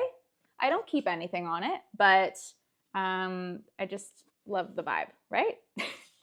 And then probably the last 2 important parts of the space are, actually these are both thrifted vintage IKEA. I have this IKEA light here, which just kind of acts as a little reading light. And then also this chair that's from the 90s or the 2000s that I had reupholstered to match my space. It was hard to find a chair that fits in this space because, again, it is small, and this allows you to swivel and it doesn't take up a lot of room. As with many things in my space, I tried many things before finding what works, and this oversized sheepskin is one of those items. I did try full-size rugs in this space, but first of all, it's kind of an awkward space. I couldn't find a rug that would kind of include the chair, but also at the same time, I don't want it to include the chair because it is a bit of a transition. And also, I really liked light color rugs, and this is such a high use area, high traffic area, that I was getting those light rugs very dirty. So I'm actually really in love with just framing the coffee table on this sheepskin. I think it works for the space, even though I'm a big rug girl. I love a rug, but it just wasn't working in this room. It broke it up too much when I wanted a nice kind of open concept flow. I feel like the neutral color palette in this space kind of goes along with the fact that this is one of the first spaces that I decorated. And again, I like to stick timeless, but I am also more open to color now. I think the problem comes in when you're doing an open concept space is where do you start and stop color? So in the front entryway, that's why I was able to do a little bit of a neutral color, but I framed it because of all the trim that I had in there. You'll see other parts of my space, I have some more color. It's a spoiler for the last room we're gonna visit today, but I find it hard to know where to start and stop color when it's an open concept space. I love to do a colorful wall, but how do you stop that when you have one giant room? I don't want the whole room to be one color. So that's why I kind of went neutral here and tried to just do pops of color here and there. The curtains in here are linen and I made them, and I also made every single curtain that you will see in this house kind of by accident, but it just happened. So I hand sewed every single curtain. I met my business partner and the other half of the Sorry Girls when we went to film school together here in Toronto. And we started our YouTube channel like basically as soon as we met, like a month or two after we met. We started with Halloween costume videos, and then we grew to other DIY videos, small apartment decor videos, and eventually we were doing full either our own home renos or decorating other people's spaces, and it's really turned into just such a beautiful place for us to be creative and DIY and design and upcycle and thrift. I mean, honestly, one of the favorite projects I've done at the Sorry Girls is just be able to work on my own home. I mean, this has been kind of a project of mine for years. I finished it maybe a year ago, so my home has been a big project that I've gotten to work on for the last few years. And next up, let's head into the kitchen. Welcome to my kitchen. This is one of the more recent renos that I did in the space. I saved it for last so that I knew what I wanted exactly in the space, and I'm pretty happy with the outcome. So the challenge here was try to make it work with the existing home. I definitely didn't want this entire home to feel like newly renovated. I want to honor the character of what is an 100-year-old house as much as possible, but also the kitchen that I was taking out was a very like 2000s reno. So what I did here was a quartzite countertop. I chose my appliances first, actually. I had this vision of doing a dark stainless steel because it kind of feels like the options are stainless steel, maybe dark stainless steel, white, or if you want to go for something super special and custom, maybe you can get a color. But out of those three common options, I decided I wanted to do dark stainless steel, which meant that I was going to do a dark lower cabinet. I am hoping this is a timeless look. I'm still in love with it. But that was my goal, was trying to create a timeless kitchen. This piece here was super important for storage. I decided to do a reeded glass to just add some visual interest, to add some more lighting to the space. And this is where we keep some of the bar cabinetware and tea and coffee, including an appliance garage, which I highly recommend because I don't love countertop clutter. So the coffee machine's in here. We have a microwave hidden, and it's really easy to use and hide every single day. Before I moved into this house, I knew I wanted to make a dining nook in whatever space I moved into, but coincidentally, this space already had a dining nook, and that was just felt very meant to be. But at the same time, it didn't have that much storage in the dining nook. But with the kitchen reno, I decided to redo the nook a little bit, so now it fits in with the rest of the kitchen, and also there's additional storage. I thrifted this marble pill-shaped table, but I actually had to assemble it to a different thrifted base so that it would work in a dining nook. I handmade the cushions in a pop of green. Green is one of my favorite colors. I think it's a neutral. You can argue with me if you want, but it is a neutral. This piece of art here is actually from the Met Open Access Collection, which is a bunch of art that is public domain. So I was able to print this out for free. Well, I had to pay to print it out. The art itself was free. And then I actually just used like Mod Podge on top of the art to give it some definition and make it look like it was painted. I think I went through a few variations of a pendant over this table, but I landed on this one. I just thrifted it and then spray painted it a mustard color because, again, I wanted a little bit of color in this space, but it's simple. It does the job. We love a pop of color pendant. Part of redoing the kitchen involved taking down a cabinet that was here because it just really blocked the space. I went for open shelving instead, and I don't think I'm down to keep everything on open shelving, but I think a few cups is where I'll draw the line.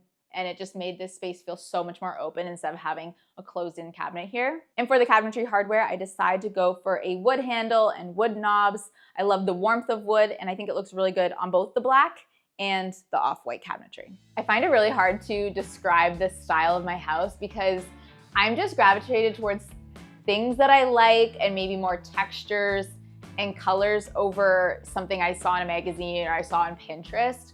So if I had to describe my style, I think I would say it's organic because I really like wood tones and like natural materials like linen. And I would also say it's traditional because I like a space to be kind of timeless and, you know, not feel too trendy or too try hard. And I would also say eclectic because I love thrifted items. I love unique pieces and pieces that mean something to me and maybe, you know, nobody else cares for, but that's okay. All right, let's head to the basement bedroom suite.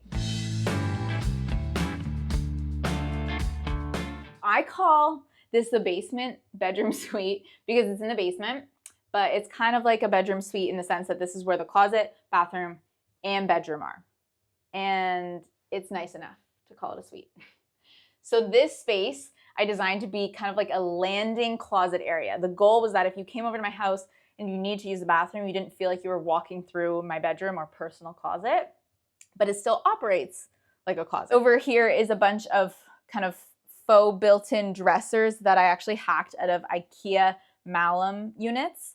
This is like 3 and a bit dresser units that fill the space really nicely. And I got quoted like $12,000 to build a custom piece that looks like this, but I did it myself. And most of the units were thrift. I think they were all thrifted. So thrifted IKEA units, pretty proud of that. But again, just more dresser storage. But overall, I feel like this space doesn't feel like you're in a closet. It's just kind of a nice landing room. The styling on top is equal parts, yes, we want it to look cute, but also practical because it's not a true built-in. There's a big gap at the back. So the books actually hide the fact that there's a gap and the dressers aren't fully pushed against the wall. We love smart hacks like that. Honestly, I have more art here that I purchased from Partial, the website to find local art. I made this wall sconce. Sometimes I don't know how I feel about her, but it gives off a warm light, so I like it. I also made this little vase out of polymer clay just because I needed something on this wall that wasn't art. So how about a vase with some dried florals? Works for me. And then over here, this piece is actually really special to me because this is a paint by number that my grandpa did in, I don't know if it would have been the 50s or the 60s or the 70s, but this was hanging up in my grandparents' bedroom and I would come over and see it, and it's scandalous because it is a topless woman, and I thought it was my grandma at first, and then I was informed that it's just a paint by number that grandpa did. So when my grandpa passed, I asked if I could have this painting that I remember very fondly from when I was a kid. Obviously with the basement, we still wanted to feel really cozy, so I put down lots of rugs. This rug's actually article, and then so is this unit here that I stole, I think, from our office a while ago when we didn't need it in our studio space anymore. So it became my own bench here that, you know, gathers clothes on a daily basis. Obviously, every closet space needs a full body mirror. So this is my closet mirror, and I actually hung it in a way that I could add a smart LED strip on the back so that we get this nice illumination of the textured wall. This textured wall is actually one of the only original things you'll see in this basement. This is part of the stone foundation, and I think they would have just plastered it over at some point through this house's life. So I was left with this honestly very pretty textured wall. I definitely want to keep that. The original stairs coming to this basement were so scary. Obviously they needed to be upgraded. And when I did upgrade them, I wanted to make them wider so that I could actually fit storage under the stairs because I didn't need a huge open space here. I knew it wouldn't have a purpose outside of being a closet. So let's instead make the stairs double wide. As you can see, there's a little bit of a a ceiling issue here, but the wider stairs means that I now have storage underneath the stairs. More storage. Okay, next up, the bathroom. So this is my bathroom, and there's so much more here than meets the eye. Although maybe a lot is meeting the eye because it is one of my favorite spaces. So what we have here is an open concept shower. There's like no doors or anything. Maybe you call it a wet room. It's kind of a wet room. We have tile all in the walls and the polished concrete floor running throughout. So I have this all throughout the entire basement, but something I recently did was actually epoxy seal specifically in the bathroom. I would have done the whole basement, but it was a cost thing. But the epoxy just gives it a little bit more durability because polished concrete is porous. So in a shower, it was getting like just a little bit worn down. So to stop any wear and tear, I did an epoxy. And I actually love the color that it became.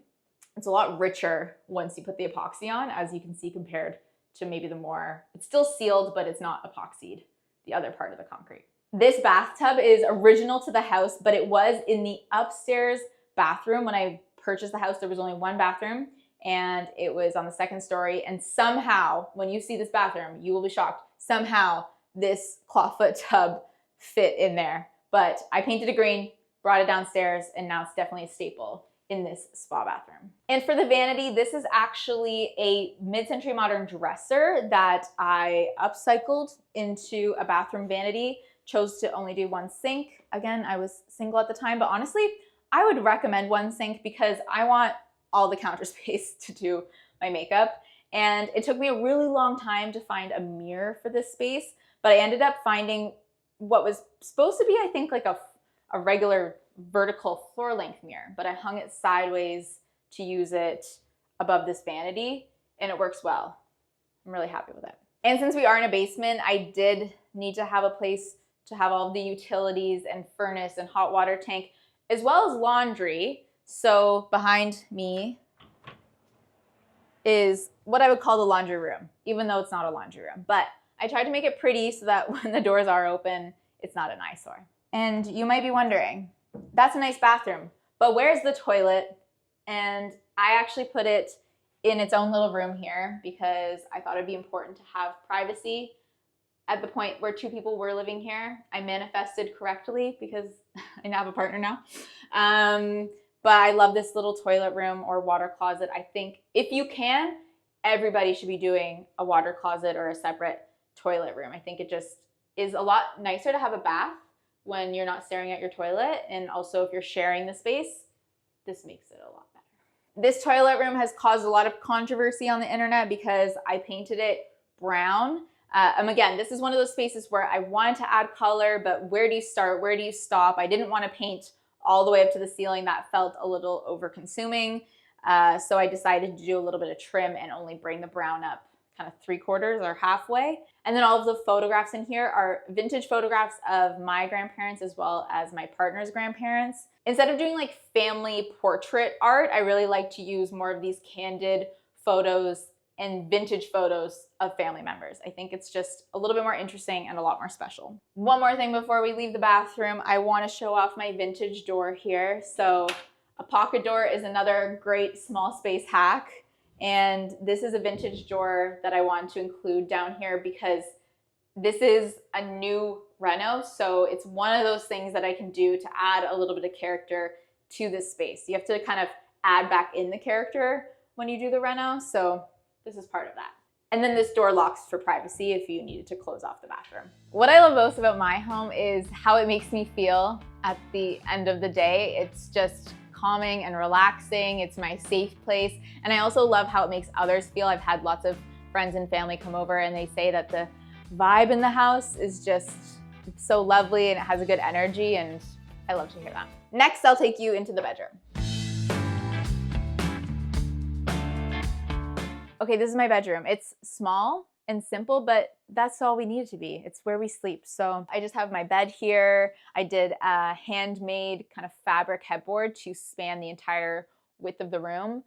floating nightstands in small spaces I think is a really good idea. And for the nightstands, I just went with a really small, simple frosted lamp. And I'm a big smart home girly. A lot of things in my house are smart home, the blinds, the light bulbs. So bear with me for a second.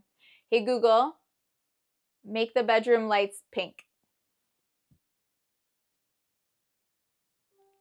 So cute, so relaxing. I love changing them all the colors to set the vibe. Blue is the most calming for me. On the other side of the room here, we have a paper lamp from IKEA that I actually upcycled to have a wood base because I wasn't down with the stainless steel. I wanted more wood and warmth. So an upcycled paper lamp here, as well as an upcycled dresser. I'm not trying to be that person, but I just happen to upcycle so many things. So I painted this nice sagey green so that, again, we had a little pop of neutral color. Okay, that completes the bedroom basement suite. Let's go all the way to the second floor. Welcome to the upstairs. So up here includes what was the only bathroom in the house. Now this is one of two. And this is where the clawfoot tub happened to be, as well as a sink and a toilet. This is my version of a redesign, with trying to still keep character with the tile choice that I chose and even a little checkered backsplash, but I think the layout is a lot better now without the clawfoot. I do think a small bathroom or powder room is a really good place to go for color because it can kind of be contained and not be overwhelming. So that's what I did here. And again, a 3/4 up kind of trim so that we had a place to stop the color. It's hard to find a vanity for a small space. This was one of the only vanities that would fit. And I actually swapped out the handles with wood handles because I just wanted it to feel a little bit more organic and toned down instead of the black hardware that came with it. And then over top of the toilet here, I painted these green. They were stainless steel, but I wanted a more muted color. And as we know, green is a neutral. Let's go check out the media room. Just before we head into the media room, I wanted to point out this door, which was a solid white painted door, but I stripped it back to the original wood and also added some textured glass just as a nice focal point of the space, and so that in this moody room, we didn't have a stark white door in the middle of it. Come check it out. Okay, so this is by far the coziest space in the house, and when we speak about color, I love either clearly color drenching or going 3/4 up. It seems to be no in between for me. So I was so excited to color drench this room in a beautiful green. And this room has so many thrifts, DIYs, and upcycles. So these curtains, I sewed all of them, mostly just because I couldn't find curtains to match the paint color. So I had to go for a fabric instead. This couch is something that actually my partner brought from his bachelor pad, but I think it looks really good in the space. And actually I designed the room around the couch. We had the couch first. Back here, I did a floating tile console shelf. I just wanted to get the couch off of the wall a little bit and also balance out this wall because I have a jut out from the chimney downstairs. So this way we just get a nice straight line to put the couch up against and also add some interest and texture. I have lots of lighting and lamps in here, including, this is vintage IKEA. How many times did I say that today? This is a DIY'd paper pendant that I assembled.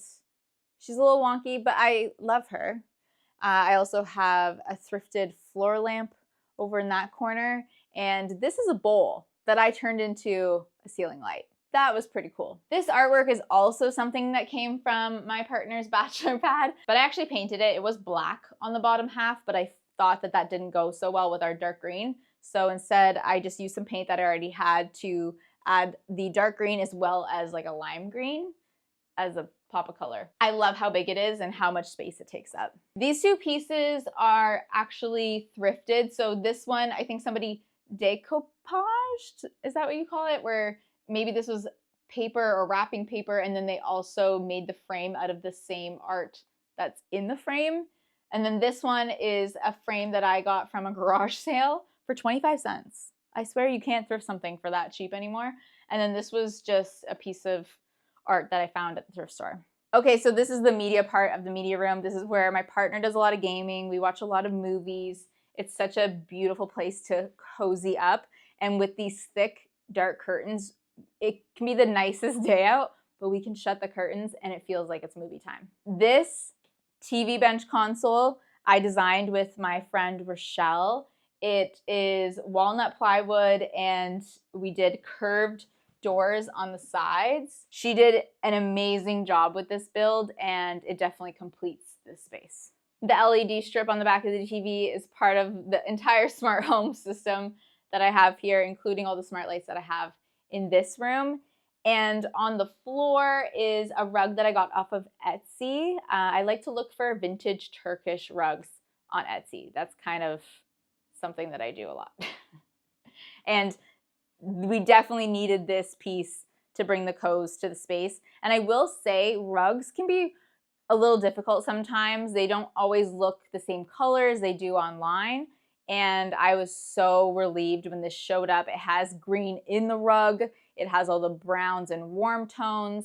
And I saw a picture of this space recently from before, and we needed the rug to add the cozy because the light woods in a dark, cozy, moody media room were not it. I kind of surprised myself by adding some pinks in this space. I found this smoked glass coffee table on Facebook Marketplace, and it has this kind of like pink stone leg.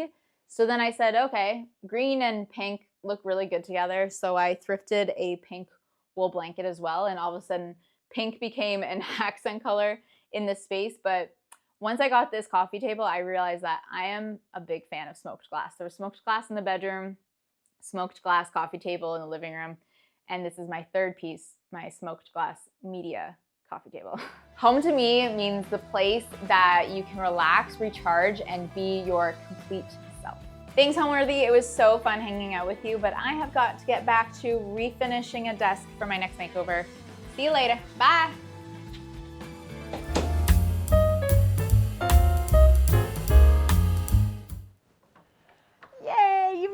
Driveway. I'm so proud of you. Hey, Homeworthy, I'm Kimberly. Welcome to my home in beautiful, snowy Canada. Come on in.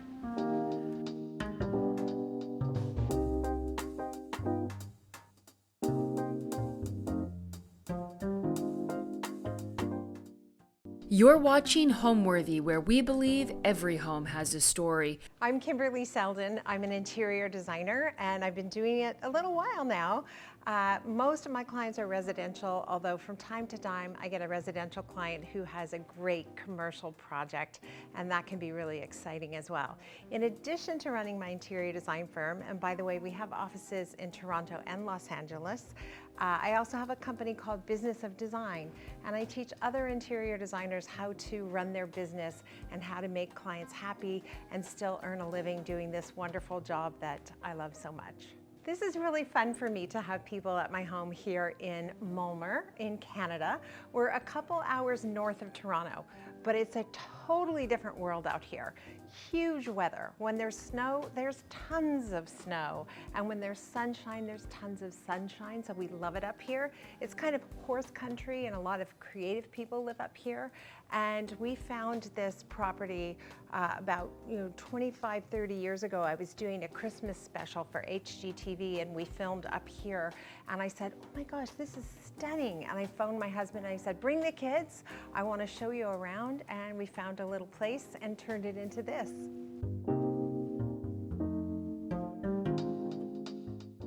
It's much warmer inside here today, and that's not just because of the heat.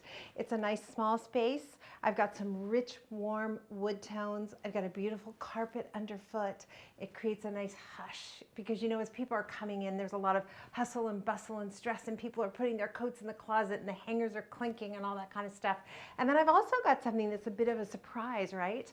I've got this beautiful piece of artwork, an exploding vase, and it just makes it really fun to enter the space. This is another piece that I love. I'm not even sure what to call it. Is it an oyster shell or something. I don't know, I feel like it's something a mermaid would have found, but occasionally I'll put flowers in it. I have also put champagne in it at New Year's and a lovely antique piece of furniture. So I just wanted to set the tone here, very serviceable space and easy to access the powder room that's right off the entranceway as well.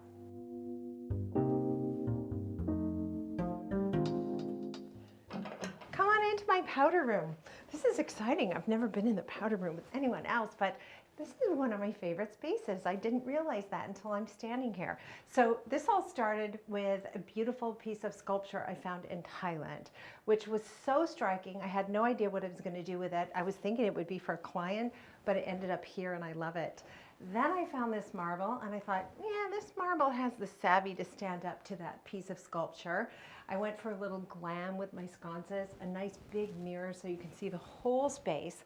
And then because the bathroom has to be functional and serviceable as well as beautiful, I've got grass cloth on the walls. Grass cloth, I probably have it in almost every project. Beautiful pieces of artwork. These are by an interior designer who's now an artist, Jay Hodgkins. I love them. Guests are sometimes confused about where they're supposed to throw their towel after they wash their hands, and it goes into the bronze bowl we found in Japan. So this, I think, is my little epic travel space. And I'm going to show you one more thing, which is this ceiling, which has this beautiful sparkle and shine. Finding a home for most people is about finding the home, right? But here, I didn't like the home that was on the property at all, but what I loved was the property itself. It's surrounded by 2 acres of water, completely secluded, forests, hiking trails. It's just spectacular. The little house that was here is so sweet. And I felt guilty tearing it down because someone else might think that's their dream home. So we ended up finding a neighbor who had property but no home. And we hired a company and they cut the home into 1,000 little pieces and put it back together about 1 kilometer up the road. And so what's wonderful is I can actually go visit the house that used to be here. And instead now I was able to build my own dream home.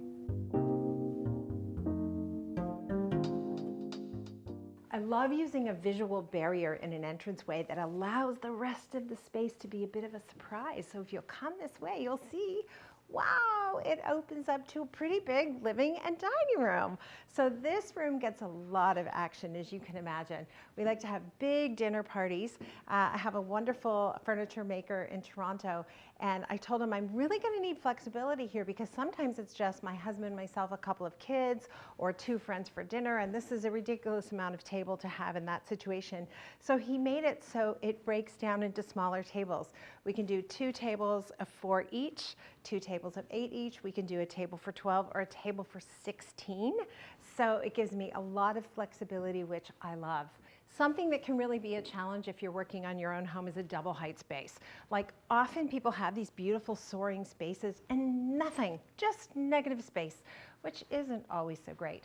I wanted to find a light fixture that wouldn't just light the space, but would be a sculpture. And I love this piece by Tom Dixon, or these pieces, I don't know, we used them all together, so I think of it as one.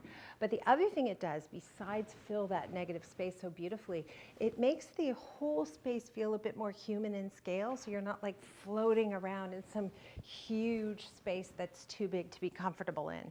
We also flanked the dining room with 2 fireplaces.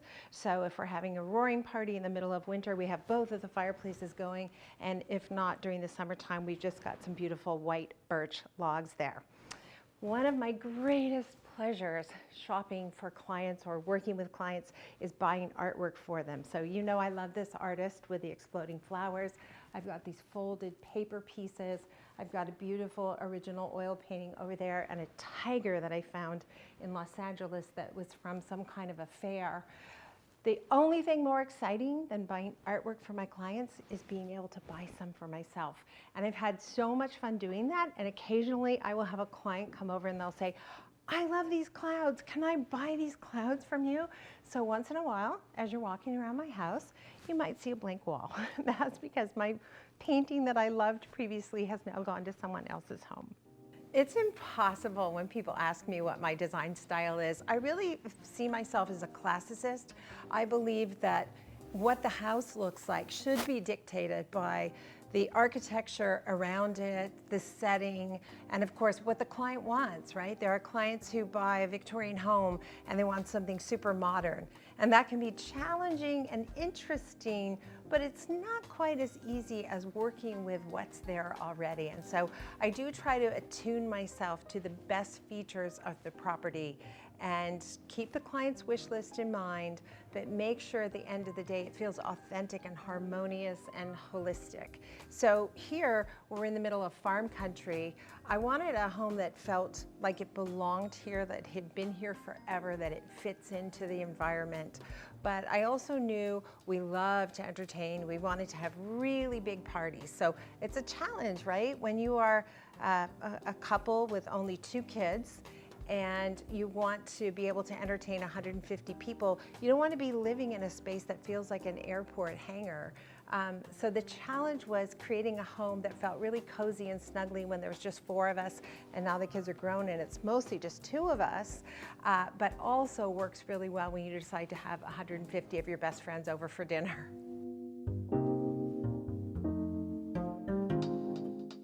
When you're in here on a snowy day, it feels like you're inside a snow globe. And of course, then in the summertime, we've got water and it's glorious. It feels like you could jump right in.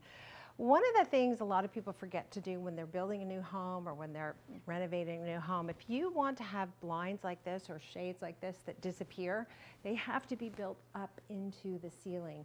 And that's really hard to fake after the fact. But if you plan ahead of time, it can be really easy to do. This is the living room, and we do a fair bit of entertaining here, but we also hang out and read books or whatever. One of the things I think if I had a signature, my clients would say, I love coffee tables. And I don't like boring coffee tables with 2 books and a candle on them. I love coffee tables that invite you to touch things and examine things. A little sculpture here. I've got a bowl full of bananagrams here. You have people over and they can't resist. They have to make dirty words, of course. Maybe those are just my friends. I don't know about your friends. I've got this little laughing Buddha and everybody gives it a spin to see what kind of mood you're in for the day. But this changes all the time. I'm always bored. I'm always moving things around. And of course, if we're having appetizers or something, we just add the food and drinks right on here. Because it's a glass table, it's really serviceable. We sent the glass out to be back painted, so it's got this beautiful turquoise color. I do like color. You know, it's interesting. I love neutrals too, but I guess overall I do love color. So we've got kind of this blue and green thing going on, especially given the fact that I loved these Gooby chairs in dark green. So I wanted to make sure that I pulled that color throughout the space. It's so interesting when you're doing a client's home, I can always say which of the spaces we designed is my favorite. There's always one room that's just like, oh, I want to live in that space. But when it's your own home, it's a little bit more challenging because, of course, I love snuggling up with my husband and watching TV in the family room. I love my morning space. This is where we have coffee in the kitchen. And rather than a traditional seating area, I wanted to do something different. So we have something we call a tete-a-tete. And my husband and I face each other and there's a table between us and we can sit and talk and we read the news and we share opinions and we figure out what's going to happen in our day. But mostly we drink coffee there and I really love that. I think so. Come on in.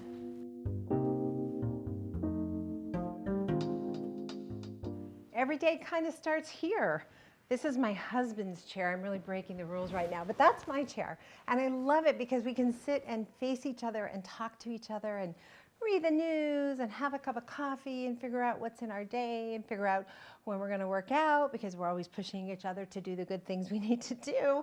But this is also where we can talk about if we're having a party, what are we cooking? What do we need to buy? All that kind of stuff. So this is kind of like command central, I would say, and it's pretty comfortable. I've got the fireplace there, which is lovely in the wintertime. And in the summertime, the doors are open, the screen porch is open, and it's just like a great place to hang out.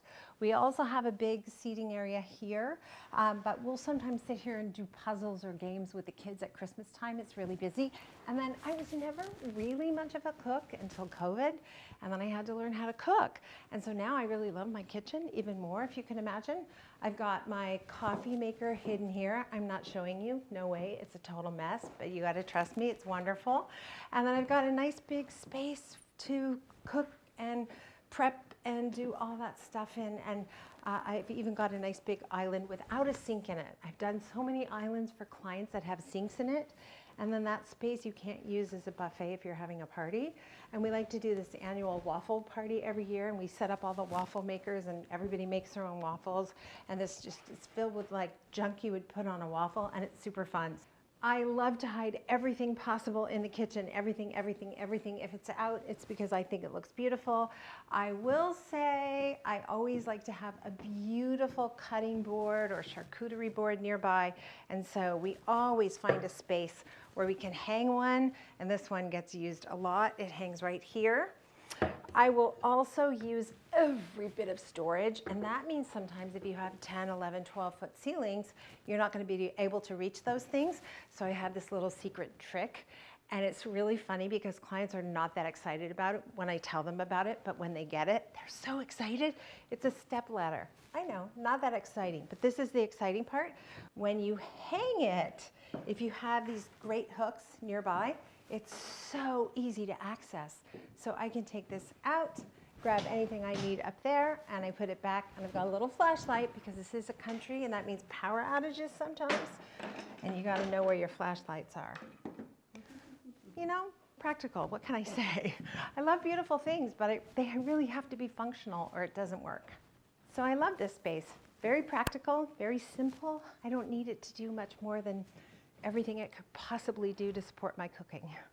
Growing up in Los Angeles, I didn't live surrounded by people who hired interior designers, so that really wasn't on my radar in terms of a career. My first career is a lot more obvious if you live in Los Angeles, and that was television production, and I loved it. I had a wonderful time. The last job I did in LA was called Ripley's Believe It or Not. I was on the production side, and it was a lot of fun. And then I met a wonderful guy in Mexico on a holiday, decided to move to Toronto with him and raise a family, and I ended up somehow landing a gig at a television station and going on camera. And it was only at that point I thought, you know, I'm not sure TV is really for me. I think I want to try something else, and I decided to study interior design when I got to Canada. So it's really a second career for me. Canada's been really good for me, good to me. I've had tons of beautiful clients and projects, and we've done everything from farms to little urban pied-à-terres, and I've done some beautiful commercial spaces in the city and even corporate lobbies. And what I love about interior design, it satisfies my desire to be a total control freak in a really positive way. Gives my husband a bit of a break.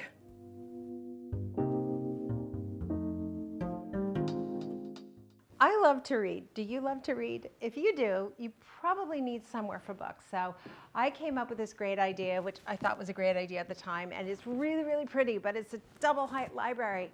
And that means I'm on ladders a fair bit. I'm going to walk you past one of the things that gets a lot of attention in the house, and that's this art installation. These are oil barrel drums. Not that easy to say, but they really are playful and lovely, and I thought they had a nice rustic country feel about them. But I love when things are paired with dramatic contrast. So I've got this modern snow globe light in the corner. I've got some beautiful artwork from the 40s, which I love. And then I've got a gallery wall. Want to see my favorite piece of art? It's not really fair to say it's my favorite because it changes every week, but I do love these shoes I found in Nashville. This is Dolly Parton, and this is the Virgin Mary. And I decided I was going to hang them on the wall, so that gets a lot of attention as well. Well, I promise you the library, it's this way. The library connects what was the original footprint of this house with what was the original footprint of the garage. Because of the water, we had to keep the original footprint, believe it or not. So we built this walkway library that takes us from one side of the house to the other side of the house. And this is a place where we can sit on a lovely summer evening. There's just not a more beautiful spot to have a martini than right here. I've got tons of books. I move them around all the time. I sometimes label the ones I love. I've got a book club label up there. One says meh, books I just didn't love that much. There's a whole section for house porn because, you know, that's what we like to do, of course, all of us. And this section changes frequently, I would say, it's fair to say. And you can see this from upstairs as well. You're probably wondering, how do they get to those books up there? Two ways. A huge ladder, which we bring in from time to time, but we also have one of those claw thingies and you can reach things from afar and put things back. So that's how it works. Now the library leads to two things. It leads to the mudroom. I have to show you this too. This is an olive stone that we found when we were in Italy. And this is a funny story because this ended up at a client's house and I have pictures of this stone in my client's house. And it was here first, then it went to a client's house, one of those things where they came over and said, please, please, please, can we have it? And then they moved and I got it back. So, you know, when you love it, it just comes back, which is great. I graduated from interior design school in 1991, and it was a terrible recession. I wasn't able to find a job working for anyone, and I decided, you know, I'm just gonna start on my own. How hard can it be? And it turns out that being an interior design professional is a lot harder than you might think. I naively thought, this is gonna be great. I'm gonna go shopping with someone else's money and they're gonna pay me to do it. How fabulous. But turns out it's really about 80% business and 20% creative. And it took me a long time to figure that out.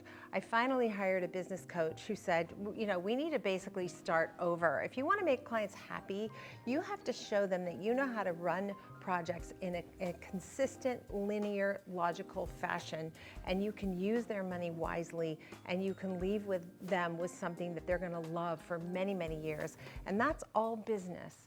And so business of design was really born organically when I started sharing with other interior design professionals what I was learning, what I was trying, how that was working, and how much happier my clients were when I started relying on systems.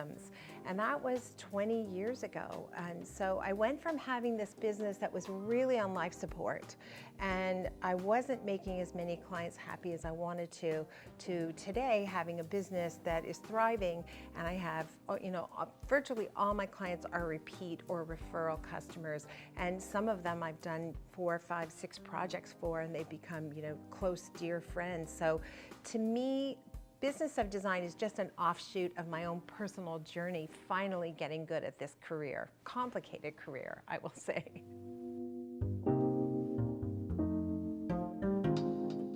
I always wanted a mudroom, so we can pull into the garage and we can come through here when the weather is bad. This is the space we use. The flooring is outdoor stone. I decided, like, why not just bring the stone that we had outside inside, because people are coming in here with mud and boots, you know, mud on their boots and snow and ice and all that kind of stuff. And then years ago I went to London. I went to Liberty, which is a beautiful department store, and I found this, I don't even know what you call it, cardboard deer. And I put it together, and I didn't know what to do with it, but I decided to hang it. And then I think the next year the kids gave me this for Christmas, and I found that in Barcelona. I don't know. Over the years, it's become my hunter's wall, I guess you would call it. And these are super cool. They are spools I found in Nashville, and they've become our kind of coat hooks as well. And I love the bench. I love how homespun it is. It feels really good to have things like that at a farm, even though this isn't a working farm. It's in farm country, a lot of horses and cows nearby. This is kind of an odd thing. I found this at a local art gallery. It hangs from the ceiling, and it is a magnet. So when you come in, you just drop your keys off. I love it. I don't know. It's crazy, but I tell you what, the kids whack it all the time because they know it drives me crazy, crazy. When I think about home, it's so interesting. I want to create this environment for my clients where they feel safe and secure. and they can move freely and they can have all life's experiences in one place where they're just safe and protected, right? That's kind of what we all want. And recently, I live part of the year in Los Angeles, where I'm from originally, and we had these terrible wildfires, and I know people who lost their home, and so it's become like kind of crushingly clear to me how important these spaces are and how easy it is to kind of take it for granted. So it's not so much about, you know, things look pretty. It's great. I mean, aesthetically, it's wonderful to have a beautiful home, but it's really about the functionality. It's about having everything you need right where you need it, right when you need it, and the security that comes from that. So interesting, recently I've really been thinking a lot about what it means to be lucky enough to have a home. Thanks for watching. Be sure to go to homeworthy.com for exclusive content, shopping guides, and so much more.